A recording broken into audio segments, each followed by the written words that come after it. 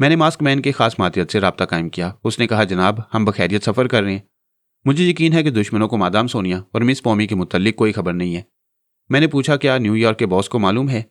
मैंने किसी को नहीं बताया। बॉस ने पूछा था कि मादाम सोनिया कहाँ जा रही हैं। इस पर मादाम ने कहा, एक ज़रूरी काम है, जल्द ही वापस आ जाएंगी। फिर बॉस को कुछ पूछने की जरूरत नहीं हुई। मैंने उस मातियत के जरिए सोनिया और पॉमी को देखा, वो आराम से सफ़र कर रही थी। मैं मुतमईन होकर न्यूयॉर्क के बॉस के पास पहुंचा। उसकी सोच पढ़ने लगा। वो उनके मुतल्लिक नहीं जानता था। फिर मैं आर्मर के पास पहुंचा। उसके ज़हन में सोनिया और पॉमी का ख्याल पैदा किया। वो सोचने लगा, पता नहीं वो अस्पताल से अचानक ही कहाँ चली गई। शायद शार्पर या हार्पर को मालूम होगा। वो हमारे मामलात में दोनों भाइयों पर तकिया करता था। मैं ये मालूम नहीं कर सकता था कि वो दोनों भाई सोनिया और पॉमी के मुतल्लिक कुछ जानते हैं या नहीं। शीबा ने आकर पूछा, क्या मैं उसे थोड़ी सी अफीवन और खिला दूं? अरे नहीं, वो मर जाएगा। तो फिर चलो, देर हो गई तो जो खिलाया उसका असर खत्म हो जाएगा, फिर वो हमारे काबू में नहीं आएगा। मैंने पूछा, तुम इतनी देर उसके दिमाग में नहीं, क्या उसके साथियों को बोलते हुए सुना है? मैं उसके दिमाग में बिल्कुल खामोश थी। सोच रही थी टेलीपैथी जानने वाले इस अफीवन के नशे में देखकर हैरानी का इजहार करेंगे और हकीकत मालूम करने की कोशिश करेंगे, लेकिन दिमाग में कोई नहीं था। इसका मतलब है वो तीनों दूसरे मामलात में मसरूफ़ हैं। यह अच्छा मौका है, चलो। मैं दूसरे ही लम्हे असफंदियार के दिमाग में पहुंच गया। वो सोच के जरिए आहिस्ता आहिस्ता अपने साथियों को पुकारा था। शार्पर, तुम मौजूद हो? हार्पर, तुम कहाँ हो? तुम सब कहाँ चले गए हो? मुझे तुम लोगों की सख्त ज़रूरत है। मैं दिमागी कमज़ोरी महसूस कर रहा हूँ। मेरा दिल घबरा रहा है। कुछ होने वाला है। कहीं ये फरहाद की चाल तो नहीं है? खूब समझे ब्रादर, मैं फरहाद हूँ। ये जो तुम्हारा दिल घबरा रहा है तो ऐसा होता है, मरने से पहले आदमी का दिल इसी तरह डूबने लगता है। वो घबराकर उठना चाहता था, फिर लड़खड़ाकर सोफे पर बैठ गया। हाथ हिला हिलाकर कहने लगा, चले जाओ, यहां से चले जाओ। तुम क्यों आए हो? मेरे दिमाग में क्यों आए हो? तुम नहीं आ सकते। मैं कहता हूं नहीं आ सकते, चले जाओ। मैं जब तक तुम्हारे दिमाग में हूं तुम जिंदा हो। मेरे जाने का मतलब होगा तुम्हारा दिमाग मुर्दा हो चुका है और मुझे यहां जगह नहीं मिल रही है। अब बोलो, क्या चाहते हो? मैं रहूं या जाऊं? वो दीदे फैलाकर खला में तकने लगा, जैसे मुझे देख रहा हो। फिर उसने कहा, तुम मुझे नहीं मार सकते, कभी नहीं मार सकते। मैंने इल्म नजूम के जरिए मालूम किया, अभी मेरी जिंदगी है, मैं जिंदा रहूंगा। तुम्हारे मुकद्दर में जिंदगी है तो तुम्हें जिंदा रहना चाहिए, मगर डमी शीबा का मुकद्दर कातबे तकदीर ने लिखा था, तुमने उसे क्यों मिटा दिया? ये झूठ है, मैंने उसे कत्ल नहीं किया है। ये शार्पर या हार्पर का काम है। यानी तुम हमारे दुश्मन नहीं हो? हाँ। वो जवाब ना दे सका। तुम्हें वतन से निकाल दिया गया था, फिर वापस क्यों आए हो? ये मेरा वतन है, मेरी जमीन है, मेरी कौम है, मेरे लोग हैं। मैं यहाँ आने का हक रखता हूँ और शीबा के खिलाफ महाज बनाने का भी हक रखते हो। मैं ये नहीं कहूंगा कि तुम एक मुसलमान फरहाद अली तैमूर के दुश्मन हो, लेकिन ये जरूर पूछूंगा कि अपनी कौम की बेटी के दुश्मन क्यों बन गए? क्या इसलिए कि उससे तुम्हारा कोई मुफाद हासिल ना हो सका? इस बात से तुम्हारी अनाक और तुम्हारे मजहबी जज्बे को ठेस पहुंची है कि शीबा अपने मजहबी पेशवा से ज्यादा मुझ पर एतमाद करती है। शीबा ने कहा, फरहाद, वक्त ज़ाया न करो, तीनों में से कोई आ जाएगा। मैंने असफंदियार से कहा, चलो उठो, वो फल काटने वाला चाकू तपाई पर रखा है, उसे उठा लो। वो एकदम से घबरा कर बोला, क्या मतलब? तुम क्या करना चाहते हो? तुम्हारे मुकद्दर में तो जिंदगी है, घबराते क्यों हो? वो उठना नहीं चाहता था। मैंने दिमाग पर कब्जा जमा कर उठने पर मजबूर कर दिया। जब दिमाग आज़ाद हुआ तो उसने चौंक कर अपने दाएं हाथ को देखा। वो फल काटने वाला चाकू उसकी मुट्ठी में था। उसे पता ही ना चला कब वो उठकर तपाई तक गया और फलों के पास रखे हुए चाकू को उठाकर अपनी मुट्ठी में दबा लिया।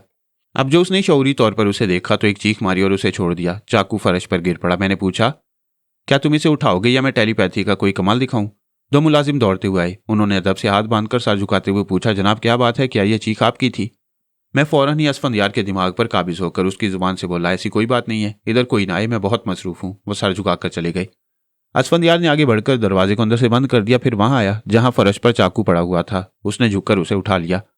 मैंने उसे आज़ाद छोड़ दिया। वो दोबारा चाकू अपनी मुट्ठी में देखकर चीखना चाहता था। मैंने उसकी आवाज़ बंद कर दी। फिर कहा, अपने सितारों से पूछो, चाकू शारक के करीब हो तो आदमी मर जाता है या इल्म नजूम के मुताबिक जिंदा रहता है? नहीं, मैं नहीं मरूंगा फरहाद, तुम मुझे नहीं मार सकते। मैंने कब कहा है मैं तुम्हें मार रहा हूं या तुम मर जाओगे? ऐसे कमजोर दिल के लोग भी होते हैं जिन्हें मौत नहीं मारती, वो मौत को देखते ही खुद मर जाती हैं। जैसे कि तुम अपनी मुट्ठी में दबी हुई मौत को देखकर तकरीबन मर चुके हो, सिर्फ अलविदाई सांसें बाकी रह गई हैं। वो झुंझलाकर बोला, मैं नहीं मरूंगा, तुम मुझ पर नफसियाती असर डाल रहे हो, मैं ये चाकू फेंक दूंगा। वो फेंकना चाहता था, मैंने ऐसा करने नहीं दिया। फिर कहा, उसी आईने के सामने जाकर खड़े हो जाओ। मैं नहीं जाऊंगा। वह इनकार करने के बावजूद सीधा आईने के सामने जाकर खड़ा हो गया। मैंने कहा, अपने आप को देखो और बताओ, हमारी डमी शिबा के बदले अपने जिस्म का कौन सा हिस्सा काट कर देना पसंद करोगे? नहीं, मैं नहीं काटूंगा। कोई होशमंद अपने जिस्म का हिस्सा काटना नहीं चाहता, ऐसा तो दीवाने करते हैं। मैं सिर्फ एक बात जानता हूं मिस्टर असफंदियार, मुझे तुम्हारे जिस्म का थोड़ा सा गोश्त चाहिए। वो गुस्से से बोला, क्या तुम पागल हो गए हो? तुम ऐसा क्यों करना चाहते हो? इसलिए कि तुम्हारे सितारे जिंदगी का पैगाम दे रहे हैं। मैं तुम्हें मार नहीं सकूंगा, मगर कुछ तो तुमसे लेकर जाऊंगा। मैं समझ गया, मैं अच्छी तरह समझ गया हूं। तुम ऐसा क्यों कर रहे हो? शाबाश, जब तुम समझ गए हो तो मेरी ख्वाहिश पूरी कर दो। शिबा ने हैरानी से पूछा, आखिर तुम करना क्या चाहते हो? और यशवंत यार क्या समझ रहा है, जरा मुझे भी तो समझाओ। क्या तुम नहीं जानती, जिस जानवर में जिस्मानी नुक्स हो उसकी कुर्बानी नहीं दी जाती? जानती हूं। क्या तुम असफंद यार को कुर्बान करने जा रहे हो? बात कुर्बानी की नहीं, बेअबी की है।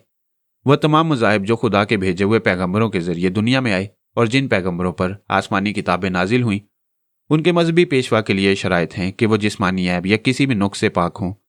मजहबी पेशवा या मजहबी पेशे इमाम का खुश शक्ल, खुश अंदाम, खुश लिबास, खुश गुफ्तार और उसका खुश इखलाक होना नहायत लाजमी है। मैं समझ गई, तुम असफंद यार को जिस्मानी तौर पर जरा सा ऐबी बनाना चाहते हो ताकि ये मजहबी पेशवा ना रह सके। मैं और तफसील से बताऊंगा, तुम थोड़ी देर के लिए यहां से चली जाओ। मुझे जाने के लिए क्यों कह रहे हो? मैं जो सलूक इसके साथ करने वाला हूं तुम नहीं देख सकोगी। मेरी बात मान लो, 5 मिनट के बाद चली आना। तुम कह रहे हो तो जा रही हूं, वरना मुझे इस बूढ़े से जितनी ज्यादा अकीदत थी उतनी ही नफरत हो गई है। वो चली गई। मैंने कहा, असफंद यार वो चाकू अपनी नाक पर रखो। उसने हड़बड़ाकर चाकू को छोड़ दिया, फिर चीख कर बोला, नहीं ये नहीं हो सकता, तुम मेरी नाक काटना चाहते हो? बेशक ऐब ऐसा हो जो दूर से नजर आए। मैंने सोचा ये कभी अपने हाथों से ये काम नहीं करेगा, ख्वाम का वक्त ज़ाय होगा और वो तीनों किसी भी वक्त यहाँ पहुंच जाएंगे। मैंने उसके दिमाग पर पूरी तरह कब्जा जमा लिया। ऑपरेशन वाले मरीजों को पहले बेहोश कर दिया जाता है, फिर कितना ही बड़ा ऑपरेशन किया जाए मरीज को तकलीफ नहीं होती जब तक वो बेहोश रहता है, आराम से रहता है। जब होश में आता है तो ऐसे ही चीखता है जैसे अब असफंदियार चीख रहा था, दिल मिला रहा था। इधर से उधर लड़खड़ाकर सर कभी दीवारों से और कभी बेडरूम में रखी हुई चीज़ों से टकरा रहा था। उसकी आधी नाक कट गई थी, कटी हुई नाक चेहरे से अलग हो गई थी और जो हिस्सा खाली रह गया था वहां खून भर आया था, कुछ नजर नहीं आ रहा था। फिर उसने दोनों हाथों से उस हिस्से को छुपा लिया। ऐसी बात नहीं थी कि वह शर्मिंदा होकर कटी हुई नाक छुपा रहा हो, बल्कि वो तकलीफ की शिद्दत से बेख्तियार ऐसा कर रहा था और बेख्तियार चीखता जा रहा था। लोग बाहर से दरवाज़ा पीटने लगे। कितनी ही कनीज़ों और मुलाजमों की आवाज़ें आ रही थीं। वो उसे मुखातिब करके दरवाज़ा खोलने के लिए कह रहे थे। मैंने बोलने वालों में से एक के दिमाग में पहुंचकर देखा, मुसल्ला सिपाही आ गए थे और दरवाजे को पीट रहे थे। आखिर वो खुल गया। असफंद यार बड़ी मुश्किलों से गिरता पड़ता फर्श पर ईंगता हुआ वहां पहुंचकर दरवाजा खोल चुका था। उसे लहूलुहान देखकर 2 सिपाही आगे बढ़े। फिर उन्होंने उसे बाजू पर उठा लिया और बिस्तर पर पहुंचा दिया। दरवाजे से बिस्तर तक पहुंचने के दौरान बहुत से अफराद ने उसकी कटी हुई नाक देखी और हैरान होकर एक दूसरे का मुंह तकने लगे। फिर किसी ने फर्श की तरफ इशारा करते हुए कहा, वो देखो चाकू है। और ये क्या है? उसने आगे बढ़कर फर्श पर से उठाया तो वो कटी हुई नाक का हिस्सा था। अकीदतमंदी की कोई इंतहा नहीं होती। ऐसे अकीदतमंद भी होते हैं जो अपने पीरो मुर्शद के कदमों तले की धूल उठाकर मुंह में रखते हैं और चाट कर निकल जाते हैं। और वो तो कटी हुई नाक थी, मोहतरम असफंद यार की नाक। उसे देखते ही उस शख्स ने मोहतरम के नक कटे चेहरे को देखा, फिर उस नाक को उठाकर चूम लिया। इसके बाद अकीदतमंदों की लाइन लग गई। इसके हाथ से दूसरे ने लिया, तीसरे ने लिया। सब उसे आंखों से पेशानी से लगाकर चूमने लगे। उधर वो तकलीफ की शिद्दत से फड़फड़ा रहा था। उसे तिब्बी अमदाद पहुंचाने के लिए डॉक्टर को फ़ोन किया गया था। उसी वक्त शीबा वापस आ गई। उसने मुझसे कोई सवाल नहीं किया। असफंद यार की चीखों पुकार सुनकर उसके पास चली गई। थोड़ी देर के बाद वापस आकर बोली, फरहाद, तुमने उसे नाक से ही महरूम कर दिया। वो तो किसी को मुंह दिखाने के काबिल नहीं रहा। ये मुंह दिखाने के काबिल नहीं रहा, इसमें जिस्मानी नुक्स पैदा हो गया है। ये अपने मजहब का आलिम कहलाएगा मगर मजहबी पेशवा नहीं रहेगा। उन टेलीपैथी जानने वालों ने इसके साथ गठजोड़ किया था। इसे यहाँ वापस लाए थे क्योंकि असफंद यार का नाम पूरे इसराइल में गूंजता है। सब इसके अकीदतमंद है, लेकिन अब इसकी समाजी हैसियत ना होने के बराबर होगी। लोग इसे हमदर्दी करेंगे मगर बड़ी बड़ी तकरीबात में एक नक्कटे की मौजूदगी पसंद नहीं करेंगे। मैं और शीबा असफंद यार के दिमाग में आ गए और वही बातें करने लगे ताकि वो भी सुनता रहे। हालांकि तकलीफ की शिद्दत से बेहाल हो रहा था। मैंने कहा, तुमने मेरे खिलाफ आज तक जितने मंसूबे बनाए, अपने हुक्मरान और सियासतदानों और फौजी अफसरों से उन पर अमल कराते रहे, मगर उन सब में नाकाम रहे। मुझे कभी दोस्त न बना सके। शीबा तुम्हारे ही मजहब और कौम से ताल्लुक़ रखती थी और टेलीपैथी के जरिए तुम्हारे काम आ सकती थी। तुमने उसे भी दुश्मन बना लिया। यहाँ के आला हुक्मरान और आला अफसरान तुम्हारी हिकमत अमली के खिलाफ थे। सिर्फ चंद अफसरान तुम्हारी हमायत कर रहे थे और तुम्हारे वापस आने पर खुश थे। अब वो भी तुम्हारे लिए कुछ नहीं कर सकेंगे। नतीजा ये होगा कि वो तीनों टेलीपैथी जानने वाले तुम्हें एक गाड़ी का एक बेकार घिसा हुआ पुर्जा समझेंगे जो किसी तरह भी काम नहीं आता। यकीन ना हो तो उन्हें आवाज़ दो, अपनी मदद के लिए पुकारो। वो जब भी आएंगे तुम पर थूक कर जाएंगे। शीबा ने कहा, तुमने बहुत ही अच्छी सजा दिया इसे। जान से मार डालते तो महज जिंदगी से चला जाता, मगर कैसे जाता? इसने तो खुद ही कहा था इल्म नजूम के मुताबिक अभी जिंदा रहेगा। बेचारा ये नहीं जानता था कि वो जिंदगी 2 कौड़ी की भी नहीं रहेगी। शीबा, मुझे दूसरी तरफ तवज्जो देनी है, मैं जा रहा हूँ। तुम यहाँ के आला हुक्काम से रब्ता कायम करो, मगर फरहाद बनकर। मैं समझ रही हूँ। जनाब शेख साहब ने यही समझा है। आइंदा मैं तुम्हारे लबो लहजे में बोला करूंगी। अपनी कौम के लोगों से ये बात जरूर कहना कि शीबा ना रही तो क्या हुआ, फरहाद तो है, वो इस कौम का दोस्त बनकर रहेगा। इन 3 टेलीपैथी जानने वाले शैतानों से उन्हें महफूज रखेगा, और वो महज इसलिए ऐसा करेगा कि ये शीबा की कौम है, और फरहाद अपनी शीबा को दिलो जान से चाहता है। शीबा ने गहरी सांस ली, फिर पूछा, वो शीबा कितनी खुश नसीब होगी जिसे तुम चाहते होगे। ये मैंने लोगों को समझाने के लिए कहा है, वरना तुम्हें चाहता हूँ और आखिरी सांस तक चाहता रहूंगा। तुम पर धूप आएगी मैं छाँव बन जाऊंगा, मौत आएगी ढाल बन जाऊंगा। उसने मुस्कुराते हुए पूछा, क्या मैं अभी इस काबिल नहीं हूं कि किसी मुहिम में तुम्हारे शाना बशाना रह सकूं? तुम जनाब शेख साहब के जेर साया रहकर तरबियत हासिल कर रही हो, योगा की मशकें कर रही हो और बहुत कुछ सीख रही हो। तुम उनसे पूछो, क्या इदारे से बाहर निकलना तुम्हारे लिए मुनासिब होगा? अगर मुनासिब होगा तो क्या वो तुम्हें मेरे साथ किसी मुहिम में जाने की इजाज़त देंगे? वह सर झुकाकर सोचने लगी। मैंने पूछा, क्या बात है? मैं सोच रही हूँ तुम आज़ाद हो, खुद मुख्तार हो। तुम्हारा कोई घर नहीं है, तुम पर कोई पाबंदी नहीं है, तुम पर कोई हुक्म नहीं चला सकता। तुम टेलीपैथी के जरिए पूरी दुनिया पर हुकूमत कर सकते हो, लेकिन अपने बुजुर्गों का एहतराम करते हो। तुम चाहो तो मुझे हुक्म दो और मैं चली आऊं, लेकिन यह सरासर नाफरमानी होगी। जो बुजुर्ग हमारे उस्ताद का दर्जा रखते हैं उनसे इजाज़त हासिल करना सआदतमंदी है, फर्मा बरदारी है। मैं तुम लोगों के दरमियान रहकर सीख रही हूँ कि अपनी कुव्वत और गैर मामूली सलाहियतों पर गरूर नहीं करना चाहिए। अपने उस्तादों और बुजुर्गों के आगे झुक जाना चाहिए, ताकि उनके आगे हमारा कद छोटा रहे। तुम बहुत अच्छी बातें करती हो। अच्छी बातों का ताल्लुक जहानत से है, जहानत का ताल्लुक दिमाग से है, और अभी मैं तुम्हारे दिमाग में हूँ। इजाज़त हो तो दिमाग को चूम कर चला जाऊं। मैं यहाँ रहूंगा तो तुम शर्माती रहोगी। मेरी सोच की लहरों ने उसके दिमाग को चूम लिया। इसके साथ ही उसने सांस रोक ली। मैं अपनी जगह हाजिर हो गया। दोबारा उसके पास जा नहीं सकता था। जाना चाहूंगा तो दिमाग के दरवाजे बंद होंगे और वो शर्मा रही होगी। मैं ख्याल ख्वानी के दौरान बड़ी देर तक सोचता रहा था। आखिर थक गया, अपने बिस्तर पर आकर लेट गया। यूं नए दुश्मनों ने हमें बहुत परेशान किया। हमें हर लम्हा चौकन्ना रहने की जरूरत थी और हम बिल्कुल मुस्ताद थे। हर पहलू पर ध्यान रखना पड़ता था। मुझे ख्याल है कि सुपर मास्टर को नजरअंदाज कर रहा हूं और वो तीनों उसके पीछे पड़ गए होंगे। मैं पहले बयान कर चुका हूं कि वो किस तरह मेरे जरिए सुपर मास्टर तक पहुंचे होंगे। मैं बड़ी खामोशी से उसके दिमाग में आकर बैठ गया, उसकी सोच पढ़ने लगा। अगर वो टेलीपैथी जानने वाले उससे दिमागी राब्ता कायम करते तो उसी की सोच, आवाज़ और लबो लहजे में गुफ्तगू करते, लेकिन मुझे उनमें से किसी की मौजूदगी का शुबा नहीं हुआ। वह तनहा सोच रहा था और परेशान हो रहा था। परेशानी इस बात की थी कि ऊपर से अहकामात आए थे। चंद लफ्जों में हुक्म दिया गया था कि मिस्टर ग्राहम हार्ले की बतौर सुपर मास्टर खिदमात की ज़रूरत नहीं रही, लिहाजा उसे फौरी तौर पर इस्तीफ़ा पेश करना चाहिए। वह हैरान था कि उसे क्या खता हुई है। आज तक किसी दूसरे सुपर मास्टर ने इतनी उम्दगी से मुल्क की खिदमत नहीं की, ख्वाह वो खारजा पॉलिसी हो या दाखिला पॉलिसी। सुपर मास्टर ने उनमें बड़ी नुमाया कारकर्दगी का मुजाहरा किया था और बेशतर मामलात में कामयाब रहा था। जो सुपर मास्टर दुनिया वालों के सामने जाहिर होकर काम करता था, उसके पसे पुश्त रहकर ग्राहम हार्ले ने असल सुपर मास्टर की हैसियत से अब तक 2 हुकूमतों के तख्ते उलट दिए थे, एक मुल्क के टुकड़े कर दिए थे। कई ममालिक में दहशतगर्दी अरूज पर थी। इस्लामी ब्लॉक को कमज़ोर से कमज़ोरतर बनाने में उसका हर मंसूबा कामयाब रहा। उसने ऐसी बेशबहा खिदमत अंजाम दी थी जिनके पेश नज़र उस मुल्क के हुक्मरानों को उसका एहसानमंद होना चाहिए था, उसका शुक्रिया अदा करना चाहिए था और उसे ताहयात सुपर मास्टर बनाकर रखना चाहिए था। लेकिन अचानक इस्तीफ़ा तलब किया जा रहा था। इस मुल्क की खुफिया पॉलिसियों पर अमल दरामद के लिए सुपर मास्टर का तकर्रर होता था। ये तकर्री चंद अहम अफराद करते थे। ये अफराद हुकूमत के अहम शोबों की निगरानी और उनमें आला तब्दीलियाँ लाने के जिम्मेदार थे। पिछले दिनों ग्राहम हार्ले के जरिए मैंने इन अफराद का पता ठिकाना मालूम कर लिया था और उन 3 टेलीपैथी जानने वालों ने मेरे दिमाग के जरिए वहां तक रसाई हासिल की थी। वो चंद अफराद जो सुपर मास्टर की तकर्री करते थे, उनमें से एक का नाम जेरी वाइज, दूसरे का नाम टॉम हर्ट, तीसरे का एसएस पार्कर, चौथे का बैले विंडसर और 5वें का नाम जॉन पायरेट था। मैं जॉन पायरेट के दिमाग में आकर मालूम करने लगा, आखिर उसे इस्तीफा देने पर मजबूर क्यों किया जा रहा है। बात वही थी जो पहले से समझ में आ गई। वो टेलीपैथी जानने वाले जेरी वाइज और टॉम हर्ट तक पहुंच गए थे।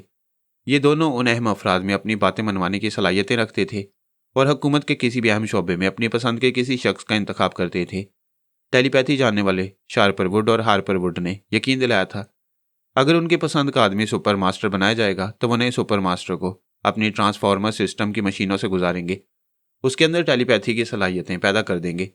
जब उनके अपने सुपर मास्टर के पास टेलीपैथी की सलाहियत होगी तो फिर वह फरहाद और शीबा से किसी तौर कम ना होगा, ना उनके दबाव में आएगा। वो अहम अफराद शार्पर और हार्पर से उन जदीद मशीनों का सौदा करना चाहते थे। उन्हें बड़ी से बड़ी कीमत, बड़े से बड़े ज़राए और बड़े से बड़े वसाइल का मालिक बनाना चाहते थे। लेकिन शार्पर और हार्पर ने कह दिया था हम सिर्फ काम आ सकते हैं मगर अपने किसी राज में शरीक नहीं कर सकते, और वो मशीनें हमें जान से भी ज़्यादा अजीज़ हैं। हम उसका फार्मूला और तकनीक किसी को नहीं बताएंगे।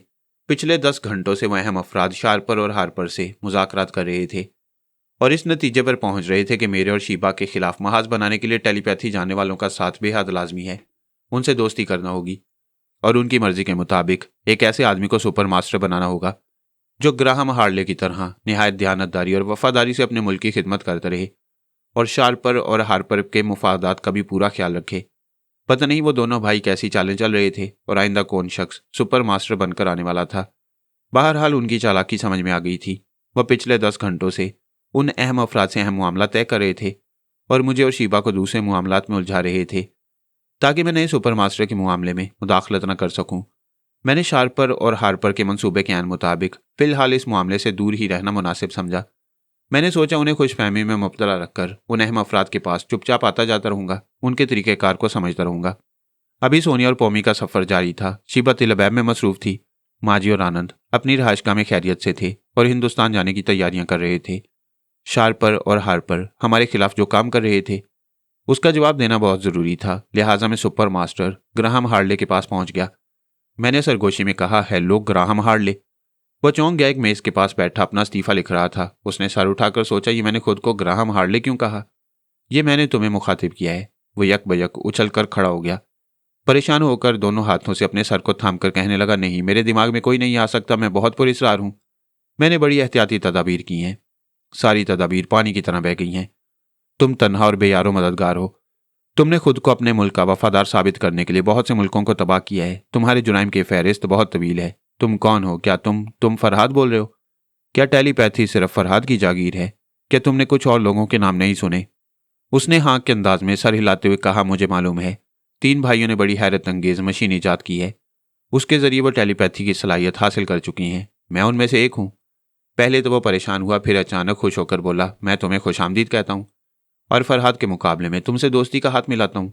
अच्छा हुआ तो मेरे पास आ गई। मेरी दोस्ती कबूल करो। मैं तुम्हें पूरी दुनिया का बेताज बादशाह बना दूंगा। जब मैं ताज पहनकर बादशाह बन सकता हूँ तो तुम्हारे साथ बेताज क्यों रहूं? जब तुम्हारी खाल पहनकर सुपर मास्टर बन सकता हूँ तो फिर तुम्हारी क्या ज़रूरत है? हाँ, ये ज़रूरी है कि पहनने के लिए तुम्हारे जिस्म पर से ये खाल उतारना होगी और मैं इसीलिए आया हूँ। वो सहम कर बोला, क्या तुम मुझे मार डालना चाहते हो? क्या तुमने अपने किसी दुश्मन को जिंदा छोड़ा है? तुमने तो शहर के शहर उजाड़ दिए, मुल्क के मुल्क तबाह कर दिए। क्या अब गिड़गिड़ाने और मुआफ़ी मांगने से जिंदा रह सकोगे? उसकी आंखों के सामने मौत नाचने लगी। चेहरा जर्द पड़ गया। मैंने कहा, तुम टेलीप्रिंटर के जरिए अपने चंद अहम अफराद तक चंद अहम इतलात पहुंचाते रहे हो। चलो उस टेलीप्रिंटर को ऑपरेट करो। मैंने उसे वहां से उठाया। वो टेलीप्रिंटर के जरिए उन अहम अफराद को इतला पहुंचाने लगा कि शार्पर और हार्पर उसकी खोपड़ी पर सवार हैं। उन्होंने साफ अल्फाज में कहा है कि ग्राहम हार्ले के सिर्फ इस्तीफा देने से काम नहीं चलेगा। ये मुलाजमत से सुबकदोश होने के बाद भी रास्ते की रुकावट बन सकता है, किसी न किसी मामले में नुकसान पहुंचा सकता है। लिहाजा हम इसे पहली फुर्सत में ख़त्म कर रहे हैं। हम उन 5 अहम अफराद Jerry Wise, Tom Hurt, SS Parker, Bell Windsor और जॉन पायरेट को पहली और आखिरी वार्निंग देते हैं कि हमारे सामने कोई चालाकी ना दिखाई जाए। अगर वो समझते हैं कि हमसे मुज़ाकरात करने के बाद बड़ी राजदारी से अहम अफराद के उस बोर्ड में तब्दीली लाई जाएगी, ये लोग भी ग्राहम हार्ले की तरह मुलाजमत से सुबकदोश कर दिए जाएंगे और ऐसे नए अफराद आएंगे जिनके दिमागों तक हम ना पहुंच सकेंगे, तो ये मुमकिन नहीं है।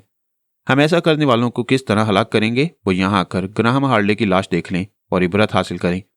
मैंने टेलीप्रिंटर के जरिए पैगाम पहुंचाने के बाद कहा, वहां से उठो और बताओ कितनी अजियतें बर्दाश्त करने के बाद मरना पसंद करोगे? वो गिड़गिड़ाकर बोला, नहीं, मुझसे क्या दुश्मनी है? मैं तो दोस्त बनाना चाहता हूँ। मैं तो तुम्हारे साथ मिलकर फरहाद को हमेशा के लिए नाबूद करना चाहता हूँ। मैंने कहा, उल्लू के पट्टे, मैं फरहाद ही बोल रहा हूँ। हाँ, वो बौखला गया। जल्दी से इनकार में सर हिलाते हुए बोला, नहीं नहीं, तुम फरहाद नहीं हो, तुम मजाक कर रहे हो। मैं अच्छी तरह जानता हूँ फरहाद कभी मेरे पास नहीं पहुंच सकेगा। तुम लोगों की बात कुछ और है। तुम तीनों भाई उससे अफजल और बरतर हो, बहुत ज़हीन हो। तुम लोगों ने एक हैरत अंगेज मशीन ईजाद की है। मैं तुम्हारी सलाहियतों को सलाम करता हूँ। उसने सलाम करने के लिए हाथ उठाया। मैंने उसी हाथ से उसके मुंह पर तमांचा रसीद करा दिया, फिर कहा, यह तमांचा फरहाद की तरफ से है, इसे कबूल करो। वो खौफ से लरसते हुए बोला, क्या तुम सचमुच फरहाद हो? क्या दूसरे तमांचे पर यकीन आएगा? वो बुरी तरह सहमा हुआ था।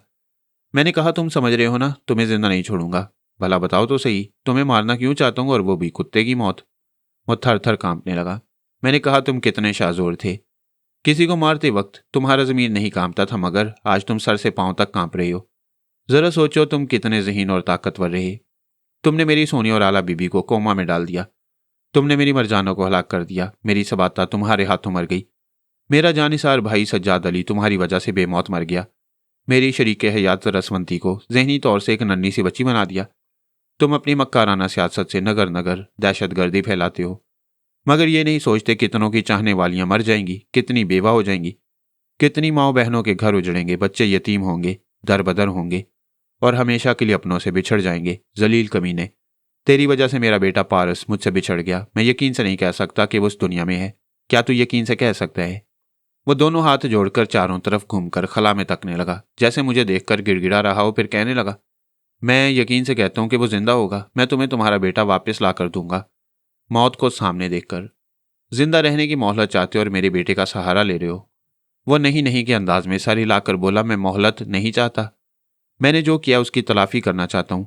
मैं तुम्हारे चाहने वालों को वापस नहीं ला सकता, लेकिन बच्चे को हर हाल में लाऊंगा। मुझे थोड़ी सी मोहलत दो। मैं सोच में पड़ गया। औलाद की मोहब्बत थी, दुश्मन के लिए फैसले में लचक पैदा होने लगी। मैंने सोचा इसे मारूंगा तो मर जाएगा। मेरे अपने लोग जिस दुनिया से उठ चुके हैं वापस नहीं आएंगे, क्यों ना इसे जिंदा रखा जाए। मैंने पूछा, तुम पारस को कहाँ तलाश करोगे? जहां से वो गुम हुआ था वहीं से तलाश करूंगा। मैं आज ही वादी काफ जाऊंगा। तुम जहन्नुम में जाओ, मगर मुझे मेरा बेटा चाहिए। इसके लिए मैं 7 दिन की मोहलत देता हूँ। 7वें दिन के इख्तिताम पर बेटा ना मिला तो तुम दुनिया के जिस कोने में भी छुपे हुए होगे, मैं वहां पहुंच जाऊंगा। इसके बाद तुम चुपचाप नहीं मरोगे। तुम्हारी मौत का इबरतनाक तमाशा सारी दुनिया देखेगी। 7 दिन के लिए मौत टल गई। उसने मेरा शुक्रिया अदा करते हुए कहा, मैं सुबह होते ही यहां से रवाना हो जाऊंगा। अभी यहां से निकलो। सफर के लिए एक बैग अपने पास रखो। उसमें जरूरत का सामान होना चाहिए, करेंसी होना चाहिए। इससे ज्यादा और कोई चीज जरूरी नहीं। तुम जो कहोगे वही करूंगा, मगर इस सिलसिले में मेरा एक अहम नुक्ता सुन लो।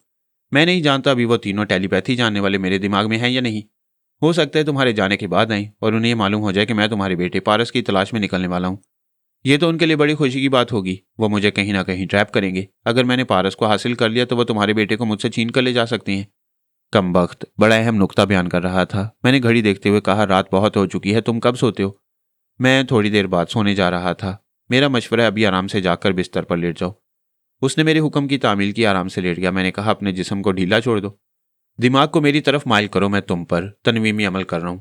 उसने परेशान होकर पूछा, तुम्हारा क्या इरादा है? घबराओ नहीं। जब तनवीमी नींद से बेदार होगे तो तुम्हारा दिमाग बहुत हसास होगा। तुम पराई सोच की लहरों को महसूस कर लोगे। क्या तुम थोड़ी देर तक सांस रोक सकते हो? हाँ, आध मिनट तक तो रोक ही सकता हूं। जब भी तुम सांस रोकोगे पराई सोच की लहरें दिमाग से निकल जाया करेंगी। कोई तुम्हें टेलीपैथी के जरिए ट्रैप नहीं कर सकेगा, मैं भी नहीं कर सकूंगा।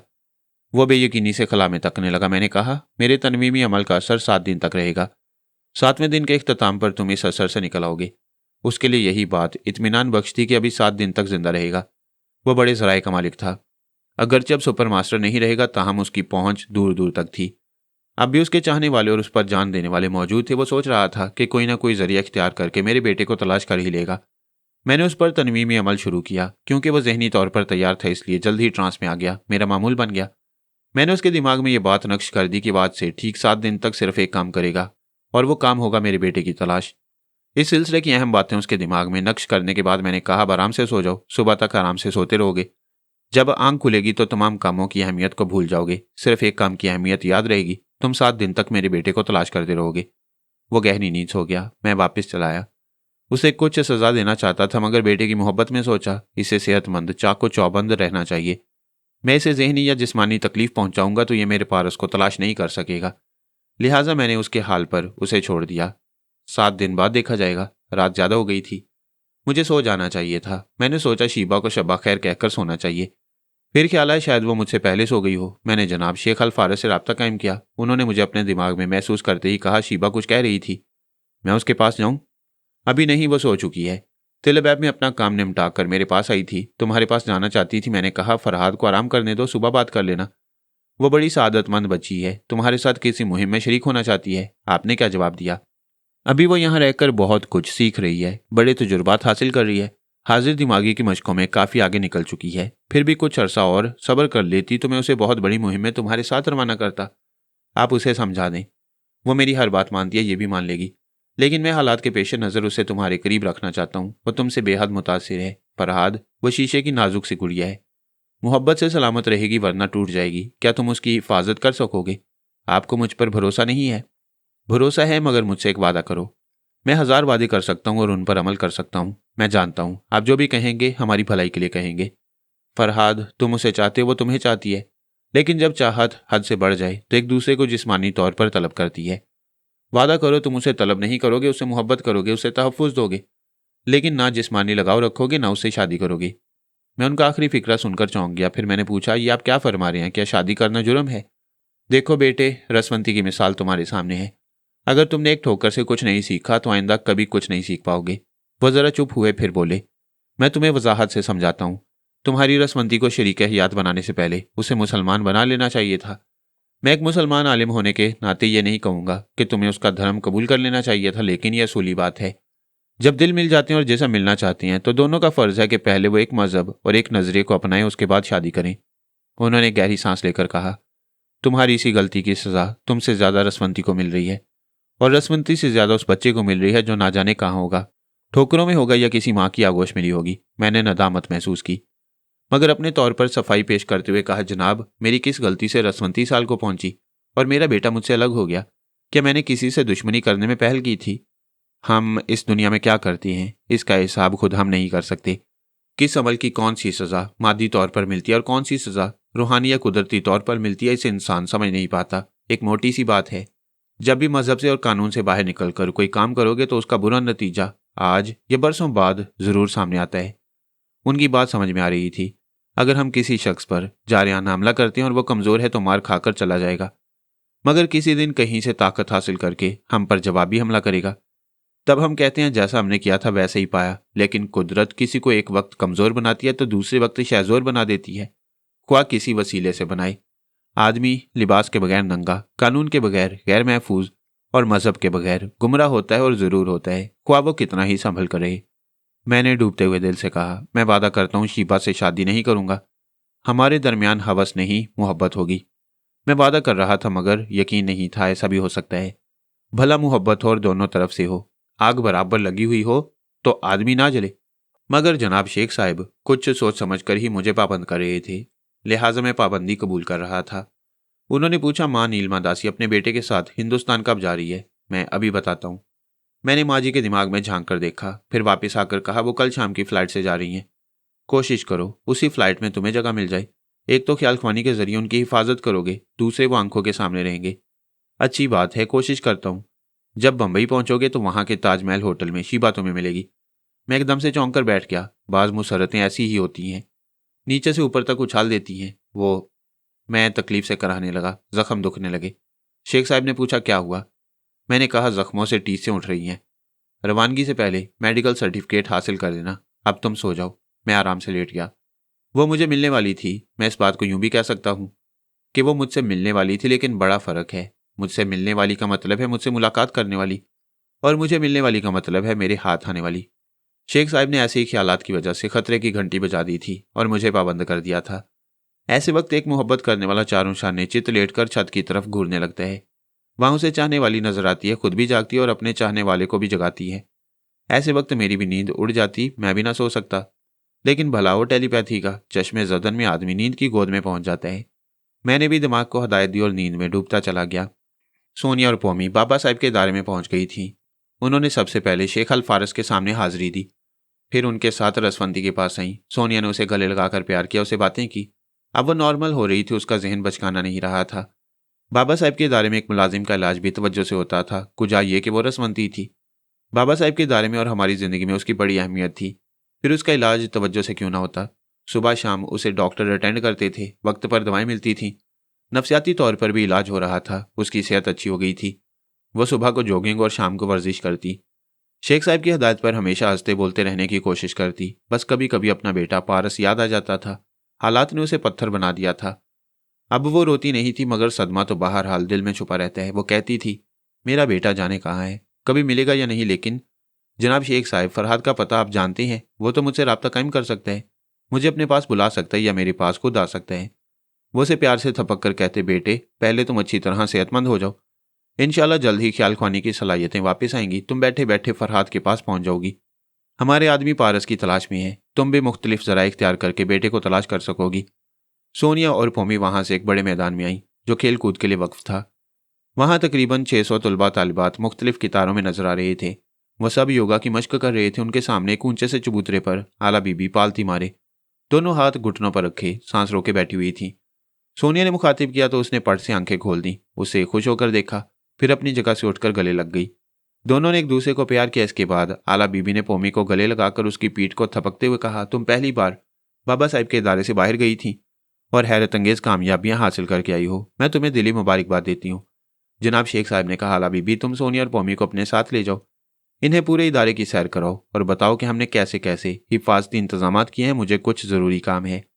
वो चले गए तो मैं उन्हें लेकर शीबा के पास आई। शीबा एक अटैची में कपड़े रख रही थी। सोनिया और पोमी को देखते ही खुशी से खिल गई, दौड़कर उनके गले लगने लगी। पहली बार मेरी तमाम साथी औरतें एक जगह जमा हो गई थीं। सोनिया, रसवंती, आला बीबी, शीबा और पोमी, ये 5 औरतें थीं। दुश्मनों के नुक्ते नज़र से मेरे पास सिर्फ 5 औरतों की एक फौज थी। पोमी पहली बार एक बहुत बड़ी मुहिम सर करने गई थी। द किलर को नाकाबिले शिकस्त समझा जाता था। उसका सर काट कर लाना जुए शील लाने से ज़्यादा मुश्किल था, बल्कि नामुमकिन था। पोमी मुख्तसर से अरसे में तमाम खतरनाक तंजीमों के लिए चैलेंज बन गई। वो पहली लड़की थी जिसकी वीडियो फिल्म दुश्मनों तक पहुंचे। वो उसे रिकॉर्ड के तौर पर अपने पास रखते थे। वो अपने खतरनाक फाइटरों को वो फिल्म दिखाते थे और कहते थे, इस लड़की के फाइट करने का अंदाज कितना दुश्वार और गैर मामूली है। मास्क मैन ने और ज्यादा दहशत बिठाने के लिए एक और वीडियो फिल्म तैयार की थी जिसमें द किलर का कटा हुआ सर था। यह फिल्म भी तमाम खतरनाक तंजीमों के सरबराहों तक पहुंचाई गई थी। इस फिल्म में एक अदाकारा ने पोमी का रोल अदा किया था। उसमें दिखाया गया था पोमी ने किस तरह खतरनाक द किलर को चैलेंज किया था और किस तरह उसे दौड़ाते हुए एक को खुफिया सुरंग में ले गई और वहां उसके जिस्म से गर्दन अलग कर दी थी, बल्कि अलग करने के लिए ना तो उसने चाकू इस्तेमाल किया ना खुद को जहमत दी। बस ये जहानत ही की बात थी और उसने द किलर का सर जिस तरह तन से जुदा किया था वो सब कुछ फिल्म में मौजूद था। वो सिर्फ 2 माह इदारे से बाहर रहकर वापस आई थी। अब तमाम दुश्मन सुकून का सांस ले रहे होंगे, मगर एक छुपा छुपा सा खौफ भी होगा। पता नहीं ये बला फिर कब इदारे से बाहर आएगी। मेरी दूसरी फौजी शीबा थी जो 6 माह पहले एक दुबली पतली सी और बीमार सी लड़की थी। अब एक सेहतमंद और पुरएतमाद जिंदगी गुजारने वाली लड़की बन गई थी। उसने असफंदियार के ज़रिए से रहकर मादाम कंप्यूटर की हैसियत से बड़ी सरगर्मियां दिखाई, बड़े हंगामे किए। अब उसे एहसास होता है कि वो सब बचकाना पान था। असफंदियार सिर्फ अपना मुफाद हासिल करना चाहता था। उसकी परवाह नहीं थी, इसलिए कभी उसकी दुख, बीमारी और गिरती हुई सेहत का ख्याल नहीं किया। इसके बरक्स इदारे में आते ही सबसे पहले उसकी सेहत का ख्याल रखा गया। बाकायदा इलाज होता रहा। वो सेहतमंद रहने और योगा में महारत हासिल करने के लिए मुख्तलिफ मशकों से गुजरती रही। आज वो एक हसीन और सेहतमंद दोशीज़ा नजर आती थी। दुश्मन फिलहाल उसकी टेलीपैथी से खाइफ थे। अब ये पहली बार इदारे से बाहर निकलने वाली थी। चूंकि ना तजुर्बाकार थी, इसलिए शेख साहब ने मुझे उसके साथ रहने की हदायत की थी। मेरी तीसरी फौजी आला बीबी थी। कोई सा भी पेचीदा मसला हो वो अपनी जहानत, मनसूबाबंदी और हाजिर दिमागी से हल कर लेती थी। बाबा साहब के इदारे में हर साल 2 साल में एक नई आला बीबी का इंतखाब होता था, लेकिन पिछले 5 बरस से इस आला बीबी ने ऐसे ऐसे नुमाया कारनामे अंजाम दिए थे कि इसके बाद कोई दूसरी आला बीबी उसकी जगह नहीं ले सकी थी। बाबा फरीद वास्ती उस पर बड़े मेहरबान थे। उन्होंने उसकी सलाहियतों से खुश होकर उसे स्याह मोतियों की एक माला दी थी, जो बज़ाहिर एक मामूली सी माला थी, लेकिन उन स्याह मोतियों में गहरे राज पोशीदा थे। वक्त आने पर वो मोती खतरनाक हथियार की तरह काम आते थे। इस हथियार को उसने शाज़ो नादिर ही इस्तेमाल किया था, वरना मेरी दूसरी साथी औरतों की तरह बगैर हथियार के दुश्मनों से निमटना जानती थी। दुश्मन उसके गले में स्याह चमकते हुए मोतियों को देखते थे और उसे सजावट के तौर पर पहनी हुई चीज समझकर नजरअंदाज कर देते थे। रसवंती अगरचे गोशा नशीन हो चुकी थी, ताहम दुश्मन आज भी उसके नाम से खौफ खाते थे और ये अच्छी तरह समझते थे कि वो किसी दिन सेहतयाब होकर इदारे से निकलेगी। तो जितने दुश्मन उसे कौमा में पहुंचाने के, उसके दिमाग को बचकाना बनाने के और उसे बीमार बना डालने के जिम्मेदार थे, उनसे गिन गिन कर बदले लेगी। आप मेरी तमाम साथी औरतों के मुताल्लिक खूब जानते हैं। इसके बावजूद मैं उनका जिक्र कर रहा हूँ, सिर्फ सोनिया का जिक्र नहीं करूँगा, क्योंकि मेरी दास्तान उसके बगैर और उसकी दास्तान मेरे बगैर नामुकम्मल है। ऐसा कभी नहीं हुआ कि मेरी तमाम साथी औरतें एक जगह जमा हो गई हों। यहाँ जमा होने का मकसद एक ही था, जब यह खतरनाक बलाएं इदारे के अंदर मौजूद होंगी तो उन टेलीपैथी जानने वालों को यहाँ नकब लगाने और इदारे के मामूली मुलाजमीन के दिमागों पर कब्जा जमाकर उन्हें आलाकार बनाने का मौका आसानी से नहीं मिलेगा। वो उन 5 का नाम सुनकर ही मोहतात हो जाएंगे, बहुत संभल कर इस इदारे में कदम रखेंगे। खुदा न खास्ता दाखिल होने में कामयाब हो जाएंगे तो फिर देखा जाएगा कि वो क्या करती हैं और ये भलाएं क्या तमाशे दिखाती हैं। इस इदारे में कुछ अरसे तक कम अज कम सोनिया, रसवंती, आला बीबी और पोमी का रहना जरूरी था। सिर्फ शीबा वहां से निकल रही थी। सोनिया ने उससे पूछा, ये तुम अटैची में सामान क्यों रख रही हो? आला बीबी ने कहा, यह बंबई जा रही है, वहां से मद्रास पहुंचेगी और एक सयाह खातून की हैसियत से अजंता के गारों में दिलचस्पी लेती रहेगी। सोनिया ने कहा, समझ गई, मां नीलमा दासी का केस है और करोड़ों डॉलर के हीरों का चक्कर है, यही बात है। क्या शेख साहब उन हीरों की खातिर शीबा को वहां मसरूफ रखना चाहते हैं? आला बीबी ने कहा, बात सिर्फ इतनी सी नहीं है, इस केस के कई पहलू हैं। एक तो शीबा यहां से निकलकर नगर नगर की सैर करेगी, भांत भांत के लोगों से मिलेगी, तरह तरह के तजुर्बे हासिल करेगी। ये अब तक एक महफूज पनाहगाह में रहकर ख्याल ख्वानी के जरिए दुश्मनों का सामना करती आई है, अब सही मायनों में दुश्मनों से आमना सामना होगा। सोनिया ने चौंक कर पूछा, अरे वो हमारी आमना कहाँ है? वो भी सफर की तैयारी कर रही है। क्या उसे भी किसी मुहिम पर रवाना किया जा रहा है? शीबा के साथ जा रही है, वो एक बेमिसाल फाइटर है। इस सफर में शीबा की बेहतरीन साथी होगी, मैं समझ गया। जनाब, शेख साहब ने कबाब में हड्डी रखी थी ताकि वो मेरी और शीबा की तन्हाई में चुपती रहे। मैंने शेख साहब के पास पहुंचकर पूछा, क्या आप आमना को शीबा के साथ भेज रहे हैं? क्या तुम्हें कोई एतराज है? जी हाँ, आमना को इदारे में रहकर योगा की मशकें करना चाहिए। वो टेलीपैथी जानने वाले उसे परेशान करेंगे, उसके दिमाग को नुकसान पहुंचाएंगे, हमारे लिए मुश्किलात पैदा करेंगे। उन्होंने कहा, तुम आमना के दिमाग में जाकर उसकी खैरियत मालूम करो और मुझे आकर बताओ। मैंने उनके हदायत के मुताबिक ख्याल ख्वानी की परवास की। आमना के पास पहुंचा तो उसने सांस रोक ली, फिर आहिस्ता आहिस्ता सांस छोड़ते हुए पूछा, कौन हो तुम? मैं फरहाद बोल रहा हूँ। अगर फरहाद हो तो मैं तुम्हारी इज्जत करती हूँ, लेकिन मेरे पास तुम्हें पहचानने की कोई कसौटी नहीं है। तुम वो टेलीपैथी जानने वालों में से एक हो सकते हो, प्लीज चले जाओ। उसने सांस रोक ली। मैंने वापस आकर शेख साहब से कहा, कमाल है, ये तो 2 रोज पहले योगा के मुतल्लिक कुछ भी नहीं जानती थी। तुम ये क्यों भूल रहे हो कि हमारे इदारे में भी तनवीमी अमल करने वाले हैं? उनमें से एक ने आमना के दिमाग को उसी तरह हसास बनाया जिस तरह तुमने और सोनिया और पौमी के दिमाग को बनाया है। मैं चुप रहा। उन्होंने पूछा, और कोई एतराज? मैंने हंसते हुए कहा, आप इतने बड़े इदारे के सरबराह यूं ही तो नहीं बन गए हैं, आपके मामलात में एतराज नहीं किया जा सकता। मैं अपने सफ़र की तैयारियां कर रहा था। सबसे पहले मैंने माइकल गार्सन का प्लास्टिक सर्जरी वाला मेकअप खत्म करा दिया, अब अपने असली रूप में आ गया। न्यूयॉर्क का बॉस बदल चुका था, अब नया बॉस योगा का माहिर था। उसने बड़ी राजदारी से मेरा पासपोर्ट बनवाया। मैंने अपने चेहरे पर हल्की सी तब्दीलियां की। मैं ये आर्जी मेकअप किसी वक्त भी खत्म कर सकता था। मुझे इत्मीनान था कि इस मेकअप में दुश्मन मुझे पहचान नहीं सकेंगे। इस आर्जी मेकअप की एक खास वजह थी। कोई 4 घंटे पहले शीबा मेरे पास आई थी तो उसने फरमाइश की थी कि वो मुझे असली रूप में देखना चाहती है। मैंने जवाबन कहा, मैं भी तुम्हें असली रूप में देखूंगा, मैं किसी भी मेकअप में छुपी नहीं रहूंगी। शेख साहब यकीन से कहते हैं कि मुझे शीबा की हैसियत से कोई नहीं पहचान सकेगा। उन टेलीपैथी जानने वालों ने मुझे कभी नहीं देखा है। क्या इसराइली इंटेलिजेंस वाले हिंदुस्तान में नहीं होंगे? जरूर होंगे, लेकिन मुझे शायद ही कोई चेहरे से पहचानता हो। मैं जब तक हॉस्टल में रही गुमनाम रही, फिर असफंदियार के साथ उनकी रिहाइशगाह में रहने लगी। वहां सख्त पहरा रहता था। गिनती के चंद अफसरान असफंदियार से मिलने आते थे, वही मुझे सूरत शक्ल से पहचानते हैं। मुख्तसर यह कि मुझे पहचानने वालों की तादाद बराए नाम है। फिर डमी शीबा के कत्ल होने के बाद यह पेचीदगी बाकी है कि वह असली थी या नकली।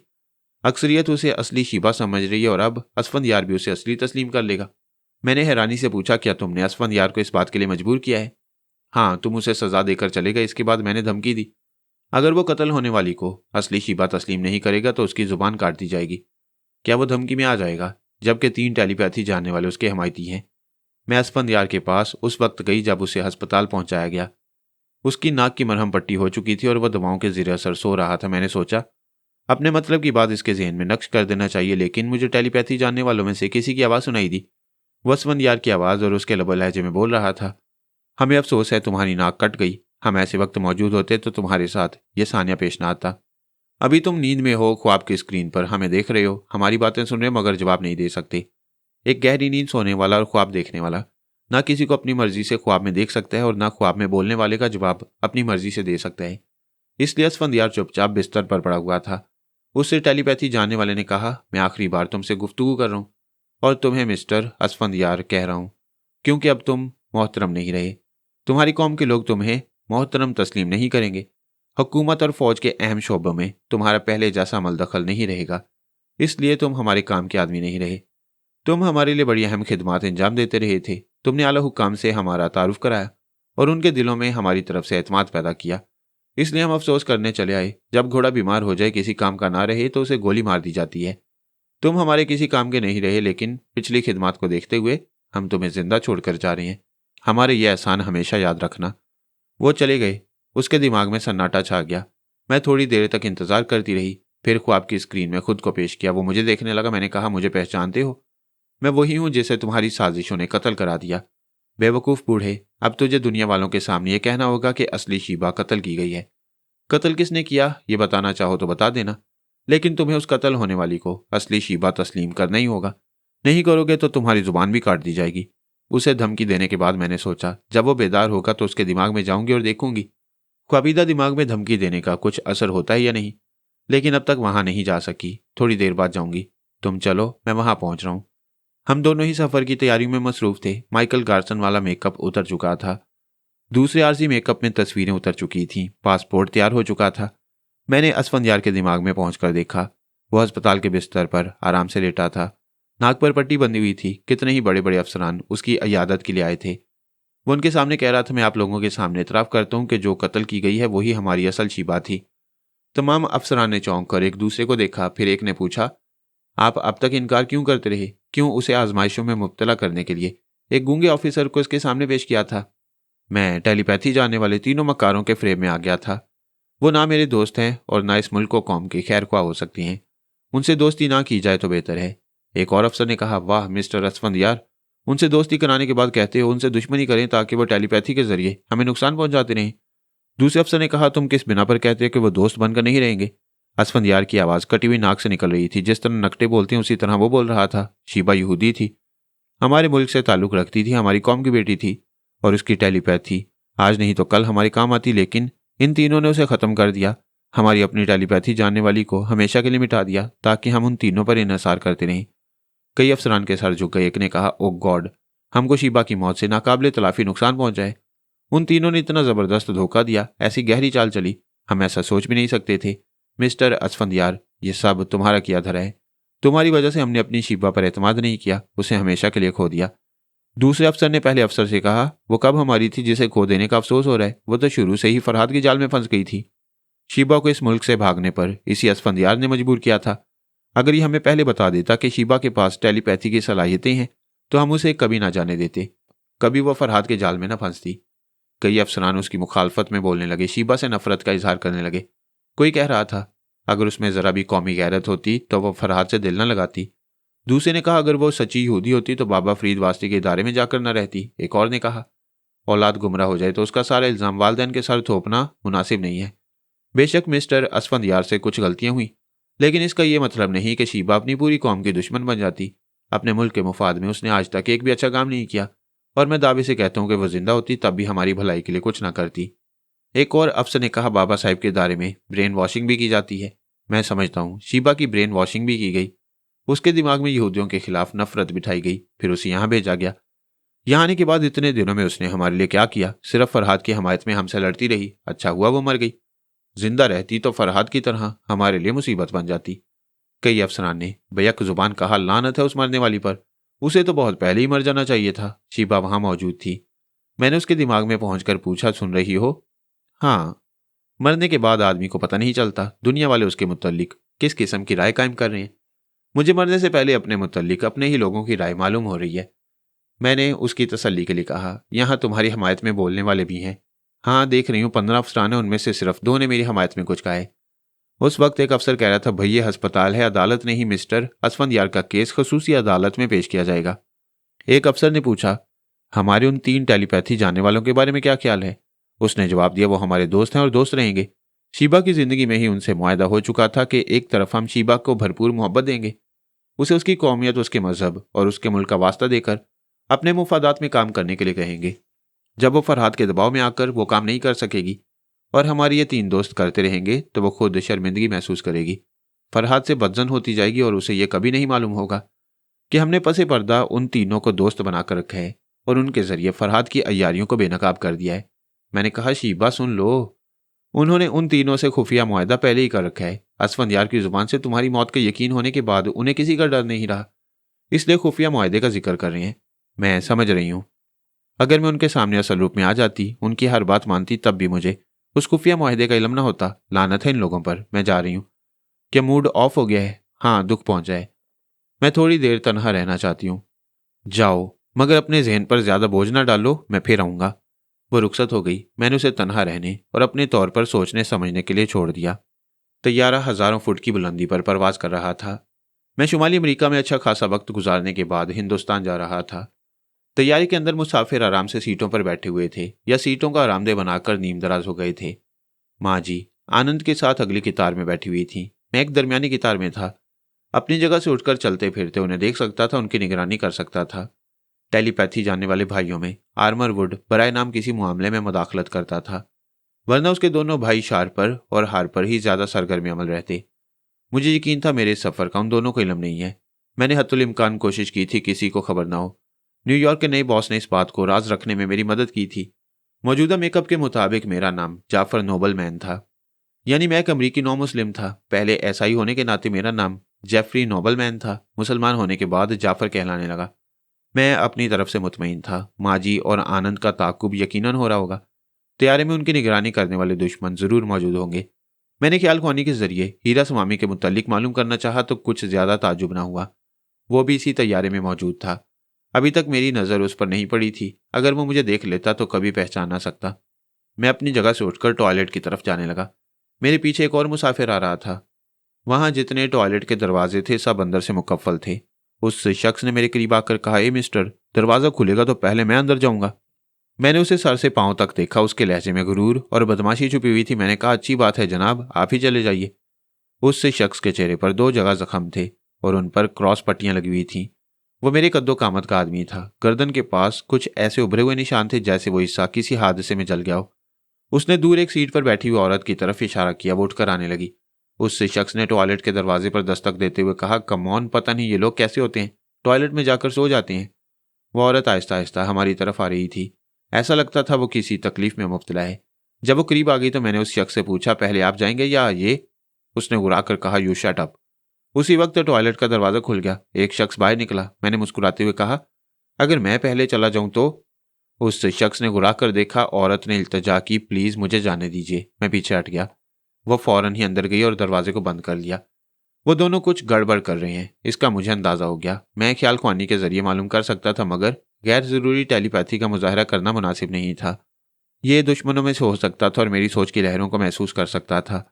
लिहाजा मैंने दूसरा तरीका इख्तियार किया। उसे छेड़ने के लिए कहा, जब ये बाहर आएगी तो मैं जाऊंगा। हरगिज नहीं, मैं ज्यादा जरूरत महसूस कर रहा हूं, मैं जाऊंगा। उसी वक्त दूसरे टॉयलेट का दरवाजा खुला। एक दूसरा शख्स बाहर आया। मैंने मुस्कुराकर कहा, तुम ज्यादा जरूरतमंद हो, लिहाजा उधर जाओ। वो जरा हिचकिचाया, फिर बोला, मैं बर्दाश्त कर सकता हूं, मैंने ख्वामखा तुम्हें रोक लिया, प्लीज तुम चले जाओ। अब तो मैं उसी टॉयलेट में जाऊंगा जिसमें वो औरत गई है। वो मेरे और दरवाजे के दरमियान तनकर खड़ा हो गया। वो मेरी बीवी है, तुम उसके पीछे क्यों जाना चाहते हो? उसने मुझे इशारा किया था। तुम झूठ बोलते हो। झूठ तुम बोल रहे हो, वो तुम्हारी बीवी नहीं है। अगर होती तो मुझे आंख मार कर ना जाती। वो गुस्से से तिल मिलाने लगा। दोनों मुठ्ठियां भींच ली जैसे मेरे मुंह पर घूंसा रसीद कर देगा। मैंने घबराकर पीछे हटते हुए कहा, भाई साहब गुस्सा क्यों करते हो, मैं जा रहा हूं। मैं दूसरे टॉयलेट के दरवाजे पर पहुंचा, अंदर गया, फिर कहा, वो आंख मारने वाली बराबर वाले टॉयलेट में है, मैं दरवाजा बंद करके उससे बातें करूंगा। वो मेरी तरफ बढ़ा। मैंने फौरन दरवाजे को बंद करके अंदर से लॉक कर दिया। मेरा अंदाजा दुरुस्त साबित हो रहा था। मैं यकीन से कह सकता था बाजू वाले टॉयलेट में वो औरत क्या कर रही है। ख्याल खुआनी के जरिए मालूम करना कोई बड़ी बात नहीं थी, मगर औरत थी। ख्वाह कोई सा भी जुर्म कर रही, उसके पास जाना खिलाफ तहजीब था। थोड़ी देर के बाद दरवाजा खुलने की आवाज आई। वो बाहर निकली होगी और वो अंदर आ रहा होगा। इसके साथ ही दरवाजा बंद होने की आवाज आई। तभी मैंने ख्याल खुआनी की परवाज की और उसके दिमाग में पहुंच गया। वो दरवाजा बंद करते ही सैनिटरी बॉक्स की तरफ गया। उसे खोलकर देखा तो अंदर एक प्लास्टिक की थैली फटी हुई थी। वो थैली किसी शीशे की नलकी की तरह पतली सी थी। उसका कतर बमुश्किल 1 इंच होगा, मगर लंबाई 1 फुट थी। इससे फटी हुई थैली के पास एक छोटा सा तय किया हुआ कागज पड़ा था। उसने कागज को उठाकर खोला, फिर पढ़ने लगा। उसमें लिखा था, सब ठीक है, प्लास्टिक की थैली फट गई थी। मैं उठकर खड़ी हुई तो एक दाना निकलकर नीचे गिर पड़ा। अच्छा हुआ किसी की नजर नहीं पड़ी। मैंने उसे उठा लिया है, फिक्र न करो, पूरे दाने मौजूद हैं। मैंने थैली बदल दी है। मैं इस मामले में मोहतात हूं। तुम्हारा माल इसी तरह महफूज रहेगा जिस तरह सांप अपने बिल में महफूज रहता है। उसने खत और प्लास्टिक की थैली के टुकड़े टुकड़े करके उन्हें कमोड में डालकर फ्लश कर दिया। वो कुछ हीरे ले जा रहा था। हिंदुस्तानी करेंसी के हिसाब से वो हीरे तकरीबन 5 लाख रुपए के मालियत के थे। उसे दौलत से ज्यादा नशे की तलब होती थी। दौलत के लिए वो कहता था, जब चाहूं हासिल कर सकता हूं, मगर जब चाहता हूं चरस नहीं मिलती थी। अगर मिलती भी तो बहुत महंगे दामों। उसके साथ नशा करने वालों ने कहा, चलो एक बार जबरदस्त डाका डालेंगे, जो माल हाथ आएगा उसे लेकर हिंदुस्तान जाएंगे। नेपाल में चरस बहुत सस्ती है। फॉर ईस्ट की सैर करेंगे। जब दिल भर जाएगा तो बाकी रकम से चरस खरीद कर ले आएंगे उन्होंने डाकर डाला और वो हीरे हाथ आ गए। उनकी मालियत का अंदाजा लगाया गया। वो 5 लाख रुपयों में कम से कम 5 महीने फॉर ईस्ट में गुजार सकते थे और हजारों रुपए की चरस ला सकते थे। उसने सोचा ये 2 साथी ख्वामखा गले पड़ गए।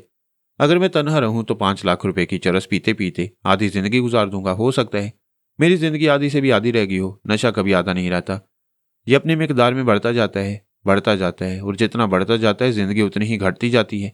लिहाजा ये 5 लाख रुपए सिर्फ मेरे हैं। उसने अपने दोनों साथियों को बारी बारी धोखे से मार डाला, हमेशा के लिए खत्म कर दिया। अब कोई हिस्सा तलब करने वाला नहीं था। सिर्फ वही एक औरत रह गई थी। वो नशा करने वालों की सोसाइटी में गंगूबाई कहलाती थी। हिंदुस्तान से लेकर अमेरिका तक मशहूर थी। माल छुपा कर ले जाने में अपना जवाब नहीं रखती थी। सिर्फ एक हिंदुस्तान में पकड़ी गई थी, मगर जमाने की रिश्वत देकर जल्दी ही छूट गई। उससे शख्स ने मजबूर होकर गंगूबाई को अपना राजदार बनाया। उससे तय हुआ कि वो यहां से हीरे ले जाएगी, 1 माह बाद वहां से चर्च लाएगी, आने जाने रहने सहने का खर्च ये बर्दाश्त करेगा और उसे 5,000 रुपये देगा। वो टॉयलेट के अंदर चरस भरे सिगरेट का दम लगा रहा था और मैं उसके ख्यालात पढ़ रहा था। उसका नाम आर्थर था। उसने 2-4 गहरे कश लगाने के बाद सिगरेट को बुझाया। उसका बाकी हिस्सा वापस पैकेट के अंदर छुपा लिया। वेंटिलेटर का बटन ऑन किया, दोनों हाथ उठाकर इधर से उधर हिलाने लगा, धुएं को बाहर भगाने लगा। अगर वैसा ना करता और इसके बाद कोई दूसरा टॉयलेट के अंदर आता तो उसे चर्च की बदबू जरूर महसूस होती। उसने सफर के दौरान गंगूबाई को अपने से अलग रखा था। अगर मुकद्दर की खराबी से वो पकड़ी जाती तो ये कानून की गिरफ्त से महफूज रहता। मैं टॉयलेट से निकलकर अपनी सीट पर आ गया। आर्थर अभी तक वहीं था। अब आईने में अपना चेहरा देखकर जख्मों की मरहम पट्टी कर रहा था। ये जख्म अपने दोस्तों से लड़ने के दौरान आए थे। उसने बड़ी जानलेवा जंग लड़ने के बाद अपने दोनों साथियों को हलाक किया था। सफर बड़ा आरामदेह था। अभी हमारे नसीब में थोड़ा सा सुकून था। जब मैं ख्याल ख्वानी करता हूं तो किसी न किसी नई उलझन में गिरफ्तार हो जाता हूं। फिलहाल ख्याल ख्वानी की खास जरूरत नहीं थी। सोनिया, रसवंती, आला बीबी और पौमी बाबा साहब के दायरे में महफूज थीं। शीबा मुझसे पहले बंबई पहुंच गई थी। खुदा न खास्ता वो किसी मुसीबत में होती तो मुझसे राब्ता कायम करती। मुख्तसर ये कि अपनों की तरफ से कोई फिक्र नहीं थी।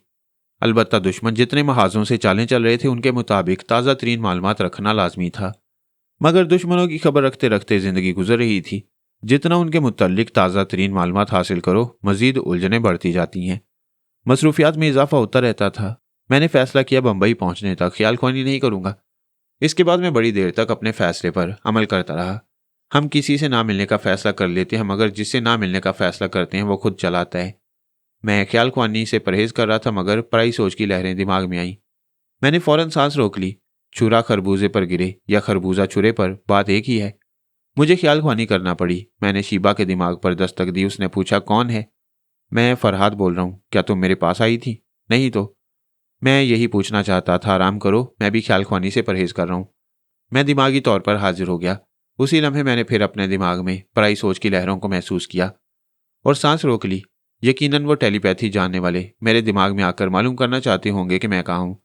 अगर उन्हें दिमाग में जगह दे दूं तो फौरन पता चल जाएगा कि तैयारे में हूँ, माँ जी और आनंद के साथ सफ़र कर रहा हूँ और मेरी मंजिल हिंदुस्तान है। मैं चंद सेकंड तक सांस रोकने के बाद फिर सांस लेने लगा। थोड़ी देर बाद सोच की लहर महसूस हुई। मैंने फिर सांस रोक ली। शार्पर और हार्पर मुझे तलाश कर रहे होंगे। उधर उन्होंने रेड पावर के बॉस के पास पहुंचकर मेरे मुताल्लिक मालूम करना चाहोगा। उन्हें यह देखकर मायूसी हुई होगी कि रेड पावर का बॉस बदल चुका है। फिर वो सोनिया और पौमी के दिमागों में पहुंचने की नाकाम कोशिश करते हुए भी मायूस हो रहे होंगे। थोड़ी देर बाद मुझे अपने दिमाग में एक नुस्वानी हंसी सुनाई दी। मैं हैरान हुआ, मगर सांस रोक ली। मेरे दिमाग में आने वाली सुरीली हंसी शीबा की हो सकती थी या रसवंती की, लेकिन रसवंती फिलहाल ख्याल ख्वानी के काबिल नहीं थी। शीबा से तय हो गया था कि हम ख्याल ख्वानी नहीं करेंगे। लिहाजा मेरे पास आकर हंसने वाली सिर्फ एक जोजो रह गई थी। मैं चुपचाप जोजो के दिमाग में पहुंच गया। उस वक्त वो फर्श पर पांव पटक पटक कर कह रही थी, फरहाद अच्छा नहीं है, बहुत खराब है, मुझे अपने पास आने नहीं देता, मैं क्या करूं? उसी के लहजे में उसकी सोच सुनाई दी, प्यारी बहन एक बार और कोशिश करो, वहां पहुंचते ही ये मालूम करो कि वो किस जगह है। मैंने कहा, प्यारी बहन के नामाकूल भाइयों, तुम लोगों से कह चुका हूं इस मासूम को हमारे दरमियान ना लाओ, मगर मुझे तलाश करने का तुम लोगों के पास यही एक जरिया रह गया है। मैं आखिरी वार्निंग दे रहा हूं, अगर किसी ने मेरे दिमाग में आने की कोशिश की तो मैं जोजो को दिमागी झटके पहुंचाऊंगा। इसके बाद कुछ कहने की जरूरत नहीं थी। मैं दिमागी तौर पर हाजिर हो गया। ये कमबख्त मानने वाले नहीं थे। सिर्फ धमकी देने से बात नहीं बन सकती थी। जोजो को हल्की फुल्की सजा देना लाजमी हो गया था। इसके बाद ही उन भाइयों को जरा अकल आ सकती थी। मैंने शीबा को मुखातिब किया, आ जाओ। मेरे एक लफ्ज आ जाओ के साथ ही उसने सांस रोक ली थी। फिर मुझे उसकी सोच सुनाई दी। मैंने कहा, अभी मैंने ही तुम्हें बुलाया है, क्या बात है? मैंने उसे बताया कि इस तरह शार्पर और हार्पर जोजो के जरिए मुझे तलाश कर रही हैं। शीबा ने कहा वो बहन को दिलो जान से चाहते हैं, इसके बावजूद संगीन मामलात में घसीट रहे हैं। शायद उन्हें यकीन था कि हम जोजो की मासूमियत के आगे हथियार डाल देंगे, जवाबी कार्रवाई में उसे नुकसान नहीं पहुंचाएंगे। दुश्मनों के सामने हमारा रिकॉर्ड है और वह दुरुस्त समझ रहे हैं। हमने कभी किसी मासूम और बेजरर शख्स को नुकसान नहीं पहुंचाया। अब जवाबी कार्रवाई जरूरी है। क्या उस मासूम लड़की को तकलीफ पहुंचाओगे?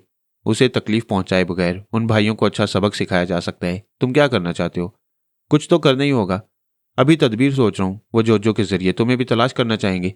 एक फ्रीक दूसरे फ्रीक की पोजीशन मालूम करना चाहता है। हम दोनों कहाँ हैं, क्या कर रहे हैं, उन्हें इस बात की बेचैनी होगी। मेरे दिमाग में कोई भी दस्तक दे, मैं उसे आने की इजाजत नहीं दूंगी। इतना तो समझती हूँ वो जोजो के जरिए मेरे दिमाग में चंद सेकंड के लिए भी रहेंगे तो पता चल जाएगा मैं कहाँ हूँ। मैंने घड़ी देखते हुए कहा, बंबई में रात के 2 बज रहे होंगे। तुम अभी तक जाग रही हो? नींद नहीं आ रही। टेलीपैथी जानने वालों के लिए नींद को बुलाना कौन सी बड़ी बात है। मैंने अपने दिमाग को हदायत नहीं दी। सोच रही थी खुद ही नींद आ जाए तो अच्छा है, मगर मैंने कहा मगर रंगीन और संगीन ख्यालात नींद उड़ा देती हैं। वो चुप रही, शायद शर्मा रही होगी। मैंने पूछा क्या मैं आ जाऊं? थपक थपक कर सुला दूंगा। मैं सो जाऊंगी। ऐसे तो कभी नहीं सो सकोगी। अपने दिमाग को हदायत दो और सो जाओ। आराम करने का जितना मौका मिलता है उसे जाया नहीं करना चाहिए। पिछले दिनों मैं जेरे जमीन दुनिया में था। तुम दिन रात ख्याल ख्वानी में मसरूफ रही। अब अमली मैदान में आई तो फिर वही मसरूफियात होंगी। लिहाजा आराम के वक्त आराम करो। हमने राब्ता खत्म कर दिया। मैंने सोचा था ख्याल ख्वानी नहीं करूंगा, मगर ख्याल तो फिर ख्याल होता है। शुरू होता है तो आदमी को ख्यालों में गुम कर देता है। एक बात जब चल पड़ती है तो चल पड़ती है। मैं हीरा स्वामी के पास पहुंच गया। वो दोनों भाई उसके लब लहजे में बोल रहे थे, तुम्हें फिर एक बार उठकर देखना चाहिए। इन मुसाफिरों में फरहाद हो सकता है। मैं 2 बार जहाज के एक सिरे से दूसरे सिरे तक जा चुका हूं। हर मुसाफिर पर नजर डाली है। किसी पर फरहाद का शुबा नहीं हो रहा है। हीरा स्वामी हमारा दिल नहीं मानता। वह शख्स जुबान का धनी है। जब तुम्हारी बीवी को मां कहता है तो उसकी हिफाजत के लिए बनफ्से नफीस मौजूद रह सकता है। वो दूर रहकर भी नीलमा और आनंद के करीब रह सकता है। तुम टेलीपैथी जानने वालों के लिए कौन सी बड़ी बात है? हमारे इत्मीनान के लिए एक बार और उठो। हम तुम्हें एक अहम निशानी बताते हैं। वो आजकल जख्मी है। अगर इसी त्यारे में सफर कर रहा है तो यकीनन तुम एक जख्मी शख्स को देख सकोगे, ख्वाह वो किसी रूप में हो। हीरा स्वामी ने चौंक कर कहा, हाँ है, एक जख्मी शख्स इस तैयारे में है। मैंने उसे देखा है। चेहरे पर जख्म है, शायद लिबास के अंदर भी जख्मी हो। मैं बेख्तियार मुस्कुराने लगा। आर्थर की शामत आ गई थी। उसके चेहरे पर जख्म के निशान थे। 2 जगह क्रॉस पट्टियां लगी हुई थी। अगरचे मैं भी जख्मी था, लेकिन वो जख्म लिबास के अंदर थे। बज़ाहिर जख्मी नजर नहीं आता था। हीरा स्वामी ने कहा, मुझे याद नहीं रहा था, वरना मैं उस पर कड़ी नजर रखता। अब रखो और देखो, तुम कहीं धोखा तो नहीं खा रहे हो। मैं उसे देखता रहूंगा। मैं आर्थर के पास पहुंच गया। वो आराम से बैठा हुआ था। मैंने उसके अंदर फिर नशे की तलब पैदा की। वो बेचैन सा हो गया।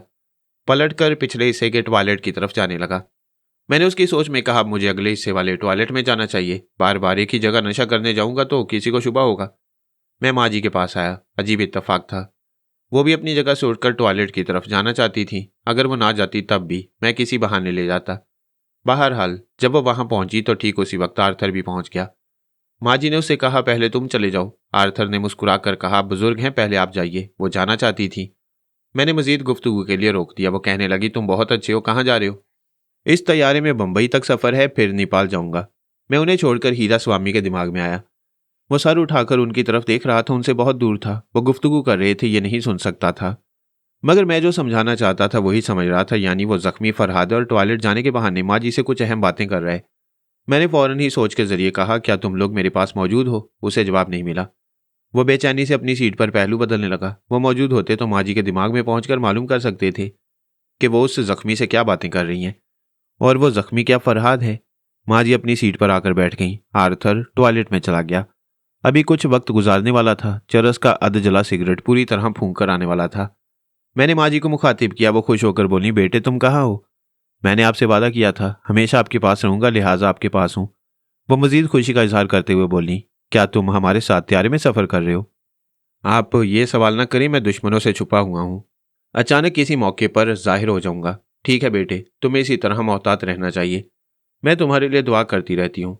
इसके सिवा मुझे कुछ नहीं चाहिए। खुदा सबकी सुनता है, मगर माँ की दुआ पहले सुनता है। तुम्हारे जख्म कैसे हैं? ये भर रहे हैं, मगर चेहरे का जख्म वैसा ही है। अगरचे मैं प्लास्टिक सर्जरी के जरिए रूप बदल चुका हूँ, लेकिन दुश्मन इन जख्मों की वजह से ताड़ सकती हैं।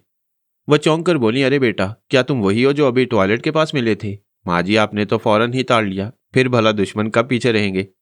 मैं किसी को नहीं बताऊंगी। अपने दिमाग में यह ख्याल ही नहीं रहूंगी कि टॉयलेट के पास जिस जख्मी से मिल चुकी हूँ वो मेरा बेटा है। आप आराम करें, मैं जा रहा हूँ। मैं आर्थर के पास आ गया। वह अपनी तलब पूरी कर चुका था। उसी तरह वेंटिलेटर का बटन ऑन करने के बाद धुएं को बाहर निकाल रहा था। फिर वो बाहर आ गया। जब सीटों की दरमियानी राहदारी से गुजरने लगा तो मैंने उसकी तार के करीब पहुंचने से पहले चाल सुस्त कर दी। वहां हीरा स्वामी बैठा उसे देख रहा था। मैंने आर्थर को कनखियों से उधर देखने पर मजबूर किया। जब हीरा स्वामी से नजरें मिली तो आर्थर ने फौरन ही नजरें झुका ली। तेज तेज कदम बढ़ाता अपनी सीट पर चला गया। अब तो हीरा स्वामी को पूरा यकीन हो गया कि वो मैं ही हूं। जब उसके टेलीपैथी जाने वाले दोस्त उसके पास आते तो वो जरूर बताता कि माँ जी और आर्थर टॉयलेट के पास कुछ बातें कर रहे थे। फिर वो यकीनन माँ जी के दिमाग में पहुंचते, चुपचाप उनके ख्यालात पढ़ते।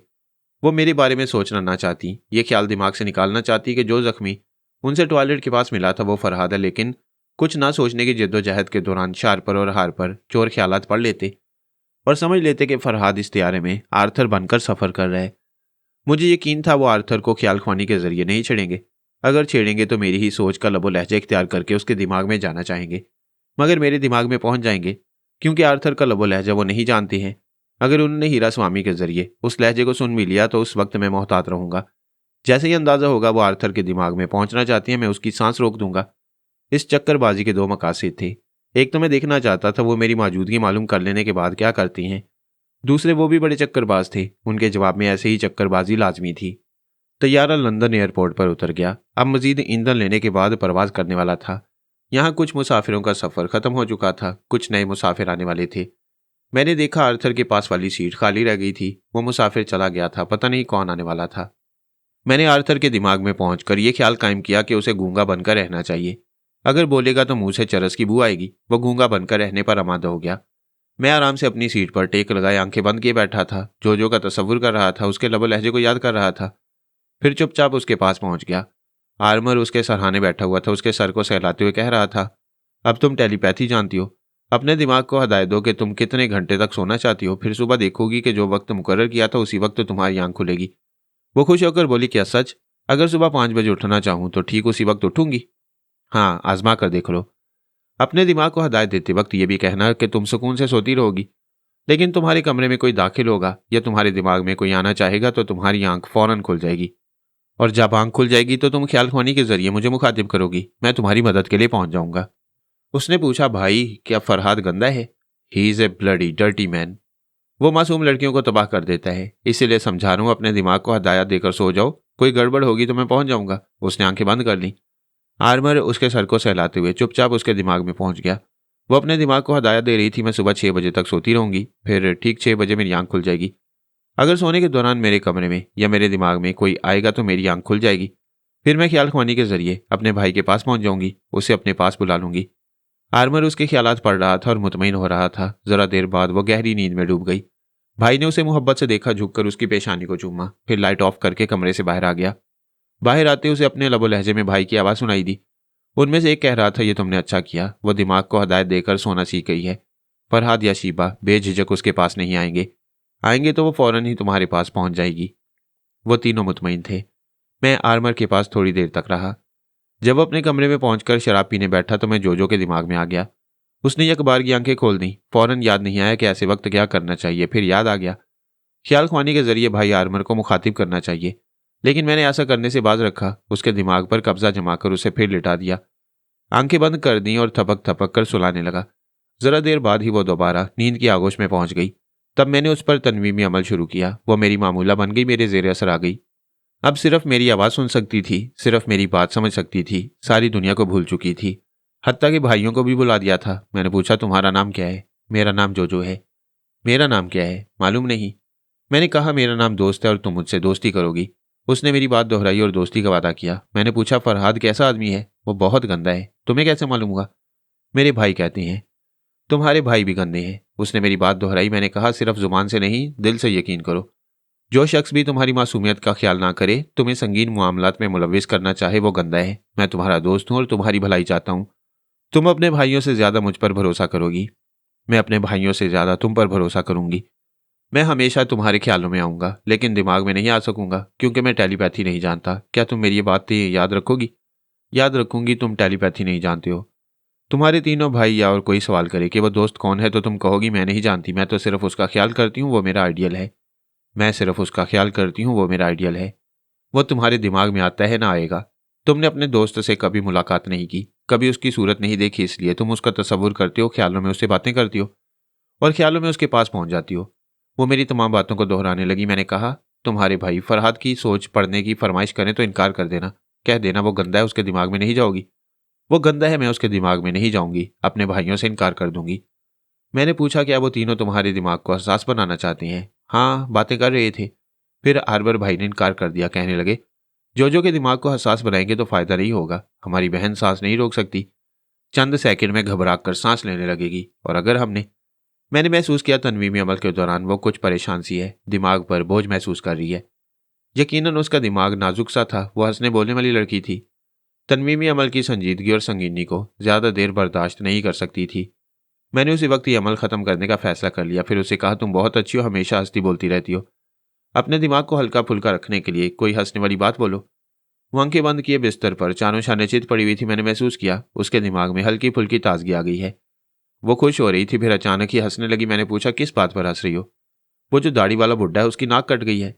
मैं इस बात पर उसके दिमाग में हंसने लगा ताकि वो ताजगी महसूस करे। उसने कहा, मैं एक बार उसके दिमाग में गई तो उसकी नाक पर पट्टी बंधी हुई थी। वो आधी नाक से बोल रहा था, बड़ा अजीब सा लग रहा था। उसकी बात सुनते ही हंसी आती है। मैं फिर उसके पास जाऊंगी और उसे छेड़ छेड़ कर आधी नाक से बोलने पर मजबूर करूंगी। तुम बहुत अच्छी हो, इसी तरह दूसरों को छेड़ती रहो, हंसती बोलती रहो और हमेशा खुश रहो। मैंने उसे खामोश रहने और चुपचाप सो जाने की हदायत की। फिर कहा, सुबह 6 बजे उठोगी तो ये याद नहीं रहेगा कि दिमाग को हदायत देने के बाद एक बार तुम्हारी आंख खुल गई थी और तुम पर किसी ने तनवीमी अमल किया था। उसने मेरी ये बातें दोहराई। मैंने उसे नींद की हालत में छोड़ दिया, अपनी जगह वापस आ गया। सुबह के 8 बज रहे थे। त्यारा बम्बई एयरपोर्ट के रनवे पर उतर चुका था। शीबा विजिटर लॉबी में खड़ी हुई थी, आंखों से दूरबीन लगाए त्यारे की जानिब देख रही थी। उसके सामने से एक बहुत ही कीमती कैमरा झूल रहा था। किसी ने कहा, क्या क्यामत है, पास वाले को छोड़कर दूर वाले को देखा जा रहा है। ये सुनते ही शीबा आंखों से दूरबीन हटाना चाहती थी, फिर ख्याल आया वो गूंगी बहरी है, उसे किसी की बातों का असर नहीं लेना चाहिए। वो बदस्तूर दूरबीन से त्यारे की जानिब देखती रही। अलबत्ता आमना की आवाज सुनाई दी, ए मिस्टर हीरो, अगर तुम मेरी सहेली को कह रहे हो तो तुम्हें अफसोस होगा, ना ये सुन सकती है ना बोल सकती है। हीरो टाइप के जवान ने कहा, तुम तो सुन सकती हो। मैं सुनती हूँ ना सुनाती हूँ, उठाकर लॉबी से नीचे फेंक देती हूँ।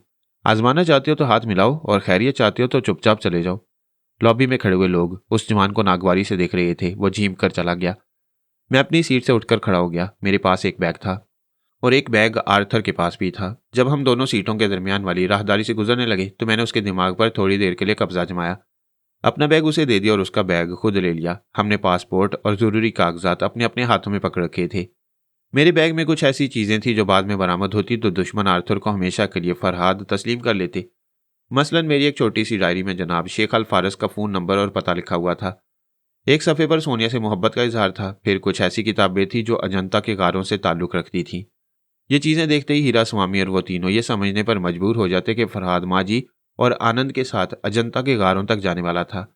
मैं चलते चलते पीछे हो गया, आर्थर को आगे जाने दिया। हमारे आगे पीछे कुछ निगरानी करने वाले लोग होंगे। अब उन्होंने बैग को बदलते देखा है या नहीं मैं यकीन से नहीं कह सकता। वह तैयारी की सीढ़ी से उतरता हुआ इंडियन एयरलाइन की कोच सर्विस की तरफ बढ़ने लगा। फिर वही हुआ जिसका मुझे शुबा था और जिसके लिए मैंने इतने पापड़ बेले थे। अचानक ही एक जीप कार तेजी से आई, उससे कुछ फासले पर रुक गई। एक नौजवान ने खड़े होकर तड़ातड़ फायरिंग शुरू कर दी। आर्थर गोलियों की जद में था। उसके हाथ से बैग छूट गया। वो कभी सीना थाम रहा था, कभी बाजू, और फिर चकराकर जमीन पर गिर पड़ा। मुसाफिर, मर्द, औरतें, बच्चे सभी दहशत से चीखने लगे थे। चारों तरफ भगदड़ मच गई। देखते ही देखते एयरपोर्ट की सिक्योरिटी फोर्स पहुंच गई। उस कातिल ने हथियार वाले हाथ को बुलंद करते हुए कहा, मैं किसी का दुश्मन नहीं हूं और मैं सिक्योरिटी फोर्स से मुकाबला नहीं करूंगा। यह हथियार अभी फेंक रहा हूं, मगर अपनी हुकूमत को यह खुशखबरी सुना दो कि मैंने फरहाद अली तैमूर को गोली मार दी है। मैंने अचानक उसके दिमाग को मुट्ठी में ले लिया। वो मेरी मर्जी के मुताबिक जीप पर से छलांग लगाकर जमीन पर आया, दौड़ता हुआ आर्थर के पास पहुंचा। उसमें अभी जान बाकी थी। वो उखड़ी उखड़ी सांसें लेता हुआ जिंदगी के लिए लड़ रहा था। मेरे मामूल ने सिक्योरिटी फोर्स के मुसल्ला जवानों को देखते हुए कहा, मैं अभी हथियार डालूं लेकिन ये बहुत सख्त जान है, हमेशा बचकर निकल जाता है। ये देखो इतनी गोलियां लगने के बावजूद जिंदा है। ये कहते उसने आर्थर के चेहरे पर मुसलसल फायरिंग की। मेरा मकसद था वो नाकाबिले शनाख्त हो जाए।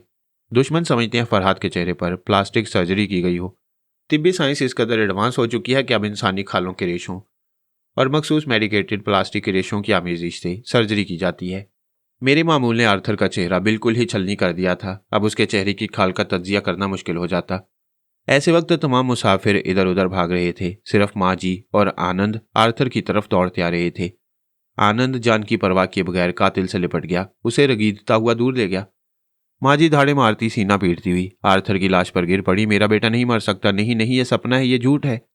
मेरे फरहाद बेटे को कोई नहीं मार सकता। ये देवता का अवतार है, भला देवता भी कभी मरती हैं। वो अपनी दानिश में फरहाद की लाश से लिपटी हुई थी, मगर उसकी मौत से इनकार कर रही थी। सिक्योरिटी फोर्स के मुसल्ला जवानों ने समझा मनाकर उन्हें वहां से हटाना चाहा, मगर वो लाश को छोड़ना नहीं चाहती थी। मुसल्ला जवान उन्हें जबरन वहां से दूर ले गए। कातिल को गिरफ्तार कर लिया गया था। वह फखर से सीना तान कर कह रहा था, मैंने वो कारनामा अंजाम दिया है जो रहती दुनिया तक याद रहेगा। मैंने टेलीपैथी के नाकाबिल इलाज कैंसर को हमेशा के लिए खत्म कर दिया है। मैंने शीबा को आर्थर के मुतल्लिक कुछ नहीं बताया था। वो इस फायरिंग से परेशान हो गई।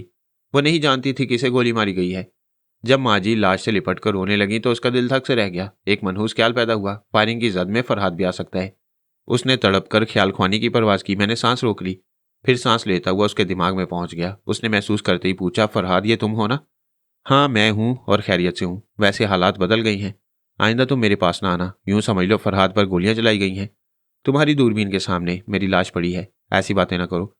ऐसी बातें जिंदा फरहाद कर है। बाय द वे, मैं ही उन गोलियों का निशाना बनने वाला था, मगर मैं अल्लाह रखा हूं, अभी दुनिया में रखा रहूंगा। फायरिंग का मतलब है शार्पर और हार्पर को तुम्हारी मौजूदगी का इल्म हो गया है। अंधा इल्म हुआ, इसीलिए मेरी जगह दूसरा मारा गया। बेचारा।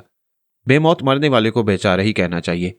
मगर आर्थर जैसा मुजरिम जिसने डाके डाले, दोस्ती की आड़ में दो साथियों को कत्ल किया और जो बाकी जिंदगी चरस के धुएं में उड़ा देना चाहता था, उसे एक दिन बेमौत मरना था, सो आज मर गया। मैंने कहा, तुम मेरे दिमाग में रहोगी तो दूसरों को भी हमारे दिमाग के दरवाजे खुले मिलेंगे। क्या तुम उन्हें अपनी मौत का यकीन दिलाना चाहते हो? मैं बाद में तुम्हारे पास आकर इस मौजू पर गुफ्तगू करूंगा। वो चली गई। ये मेरी बहुत पुरानी घिसी पीटी चाल थी। ऐसा बारहा हो चुका है। मैंने दुश्मनों को अपनी मौत का यकीन दिलाया। वो कुछ अरसे तक फरेब में मुब्तला रहे, फिर मैं मंजरेआम पर आ गया। इस बार भी सारी दुनिया को यकीन आ सकता था। कातिल ने बबांगे दोहल फरहाद की मौत का एतराफ़ किया था। माँ जी की ममता शुबे को यकीन में बदल रही थी। आर्थर के बैग से बरामद होने वाली चीजें उसे फरहाद समझने पर कायल कर सकती थी। मैं एक बार फिर दुनिया की आंखों में धूल झोंक सकता था, मगर अब ऐसी चालें मेरे लिए मुमकिन नहीं रही थी, क्योंकि वो ख्याल ख्वानी करने वाले मेरी मौजूदगी का सुराग लगा सकते थे। फिर यही हुआ। मैंने अचानक सांस रोक ली। मुझे सोच की लहर महसूस हुई थी। वो शीबा नहीं हो सकती थी। तमाम मुसाफिर एयरपोर्ट की बसों में आकर छुप गए थे। सिक्योरिटी फोर्स के जवान मुसाफिरों को तसल्लियां दे रहे थे। कुछ जवानों के पास फर्स्ट एड का सामान था, ताकि फायरिंग के दौरान कोई जख्मी हुआ हो तो उसे फौरी तिब्बी अमदाद पहुंचाई जा सके। मैंने एक जवान से थोड़ी रुई तलब की, फिर उसे दोनों कानों में ठूंस लिया। अब वो ख्याल ख्वानी करने वाले अचानक मेरे दिमाग में आकर आसपास के मुसाफिरों की आवाज़ नहीं सुन सकते थे। उनके आने और मेरे सांस रोकने में एक साथ लग सकती है। इस साथ में वो मुसाफिरों का शोर सुन सकते हैं, मगर ये तायन नहीं कर सकते कि मैं किसी शहर के पुरशोर बाजार में हूँ या बम्बई एयरपोर्ट की बस में सफ़र कर रहा हूँ। कानों में रुई ठूंस कर एहतियाती तदाबीर की थी। कस्टम वाले और एयरपोर्ट के मुतल्लिका अफराद से गुफ्तगू के दौरान वो फिर दिमाग में आ सकते थे। हमारे एक फिक्र या लफ्ज़ से बहुत कुछ समझ सकते थे। यूं उस मुकाम का पता चल जाता जहां मैं हूं। मैंने शीबा को मुखातिब करना चाहा। उसी लम्हे सोच की लहर महसूस हुई। मैंने फिर सांस रोक ली। अगरचे उन्हें मेरे दिमाग में जगह नहीं मिल रही थी, ताहम दिमाग मिल रहा था। वो मेरी जिंदगी का सुराग लगा चुके थे। मैंने आर्मर को मुखातिब करते हुए कहा, तुम्हारी और जोजो की शामत आ गई है। उसने पूछा, क्या हमारी जात से तुम्हें नुकसान पहुंच रहा है? क्या तुम्हें नहीं मालूम कि माजी और आनंद के साथ सफ़र करने वाले डमी फरहाद को कत्ल किया गया है और ये तुम में से किसी भाई ने कराया है? तुम ख्वामखा इल्ज़ाम दे रहे हो। हम में से किसी के कातिल होने का कोई सबूत है? शार्पर और हार्पर से कहो मुझे अपनी आवाज़ सुनाए, मैं अभी साबित कर दूंगा। फिलहाल इतना ही समझने के लिए काफ़ी है कि मैंने माजी और आनंद की निगरानी के लिए ऐसी डमी भेजी थी जो मेरी तरह जख्मी था। मैं जख्मी हालत में हिंदुस्तान का सफ़र करने के काबिल नहीं हूँ। तुम्हारे भाइयों ने उस डमी को फरहाद समझा और उसे गोलियों से छलनी कर दिया। मैं फिर कहता हूँ, मेरे भाइयों ने ऐसा नहीं किया। अगर मैं सचमुच कत्ल कर दिया जाता तो तुम लोग फातिहाना अंदाज में मेरे कातिल होने का एतराफ़ करते। तुम मेरा वक्त ज़ाया कर रहे हो। तुम्हारे पास वक्त ही कितना रह गया है। तुम तो चंद सांसों के मेहमान हो। वो घबरा कर बोला, तुम कहना क्या चाहते हो? मैंने जवाबन पूछा, तुम्हारे बेडरूम में चाकू तो होगा? वो एकदम से उछल कर खड़ा हो गया, नहीं तो मेरी नाक नहीं काट सकते। मैं असफंदियार की तरह बेबस नहीं हूँ। मैं टेलीपैथी जानता हूँ। तुम मेरे दिमाग पर कब्जा नहीं जमा सकते, मुझे अपना मामूल नहीं बना सकते। वो बुरी तरह सहमा हुआ था। अपनी जगह से पलटकर सोफे के पीछे चला गया। वहां से उल्टे कदमों आतिशदान की तरफ जा रहा था। मैंने पूछा, जब मैं कुछ कर नहीं सकता तो डरते क्यों हो? उसने आतिशदान के पास रखे हुए टेलीफोन का रिसीवर उठाया, एक मखसूस नंबर डायल किया। मैं उसके अंदर रहकर सुन सकता था। आर्मर को दूसरी तरफ से मौसीकी सुनाई दे रही थी। ये इशारा था कि उसकी बातें रिकॉर्ड हो रही हैं। उसने कहा, बता दो, मैं खतरे में हूं। सिर्फ इतना ही कहकर उसने रिसीवर रख दिया।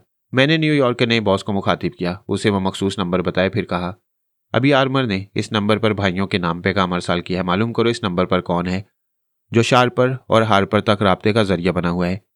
मैं फिर आर्मर के पास आ गया। वो सांस रोकने की कोशिश कर रहा था। मैंने कहा, थोड़ी शराब और पियो, सांस हमेशा के लिए रुक जाएगी। वो गहरी गहरी सांस लेते हुए बोला, चले जाओ यहां से। आज तक ऐसा नहीं हुआ कि मौत को जाने के लिए कहा गया हो और वो टल गई हो। मैंने उसके दिमाग पर कब्जा किया। उसने जहां चाकू रखा हुआ था वहां जाने लगा। वो सबसे बड़ा भाई था। अच्छी सेहत के बावजूद नशा उसे कमजोर बना देता था। इसीलिए भाइयों ने दूर रखा था। उसे किसी अहम मामले में शरीक नहीं करते थे, अपने लबो लहजे में राब्ता कायम नहीं कर सकते थे। यही वजह थी कि वो मेरी दस्तरस से दूर थे और ये मेरी गिरफ्त में आ गया।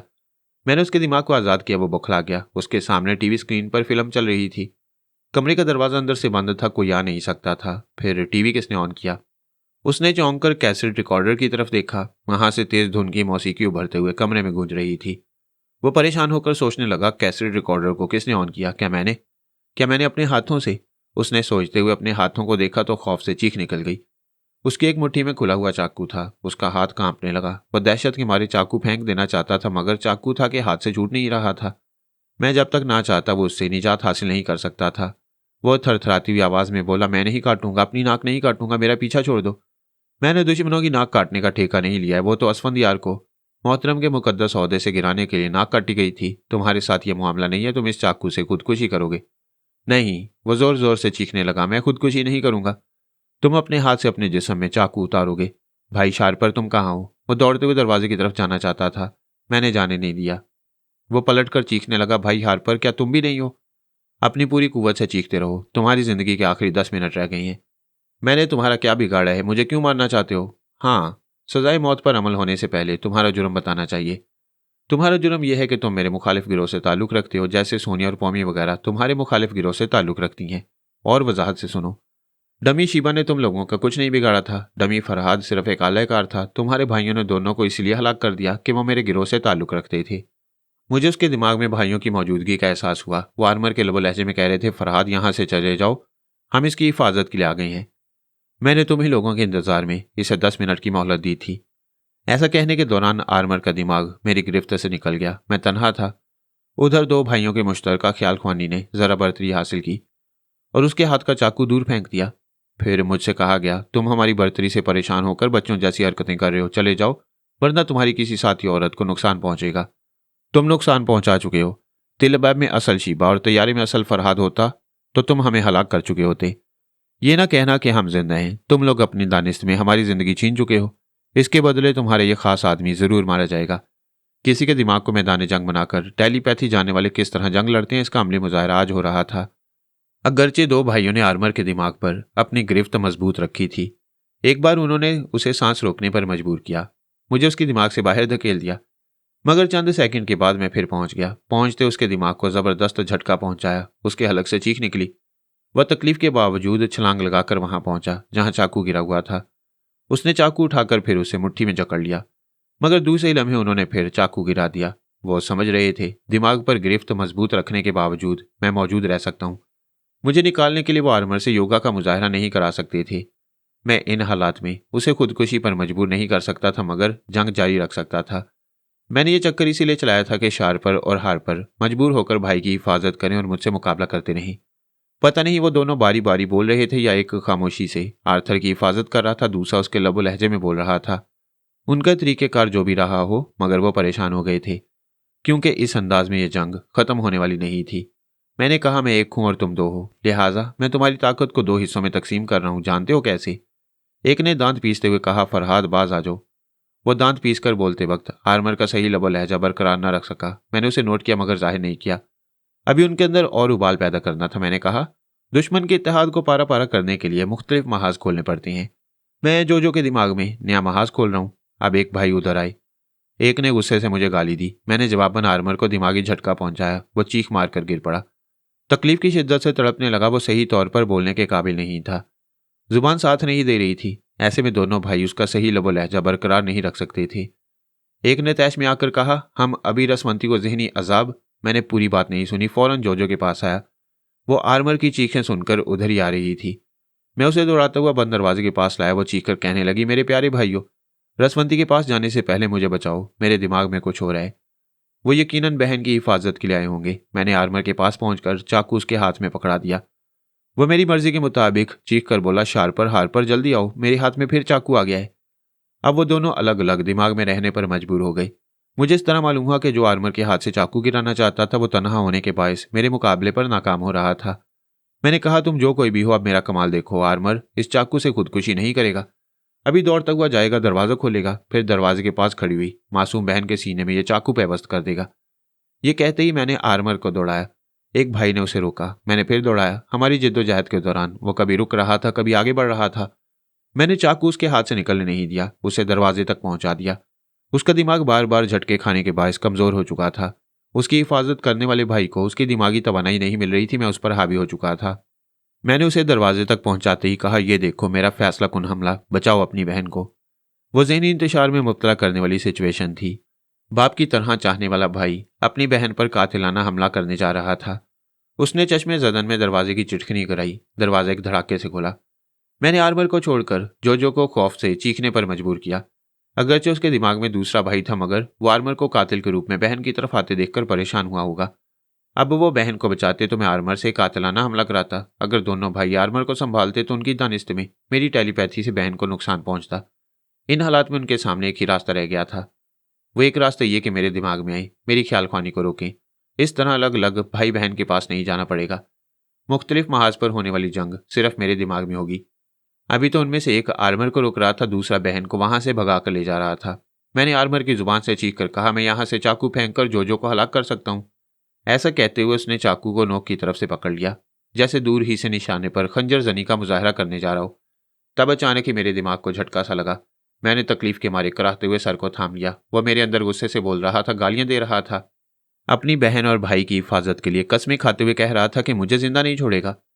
उसमें जोश था, जज्बा था, गुस्सा और जुनून था। और जुनून के सिलसिले में कहा गया है, बक रहा हूं जुनून में क्या क्या कुछ ना समझे खुदा करे कोई। मैंने तकलीफ को बर्दाश्त करते हुए सांस रोक ली। वह धुआंधार बकने वाला दिमाग से निकल गया। मैंने गहरी गहरी सांसें ली। बड़े इत्मीनान से उसके लबे लहजे को गिरफ्त में लिया। फिर ख्याल ख्वानी की परवास करता हुआ नए दिमाग में पहुंच गया। हेलो हार्पर, तुम्हारे जुनून पर मुझे प्यार आ रहा है। क्या मुझे अपने दिमाग से निकाल सकोगे?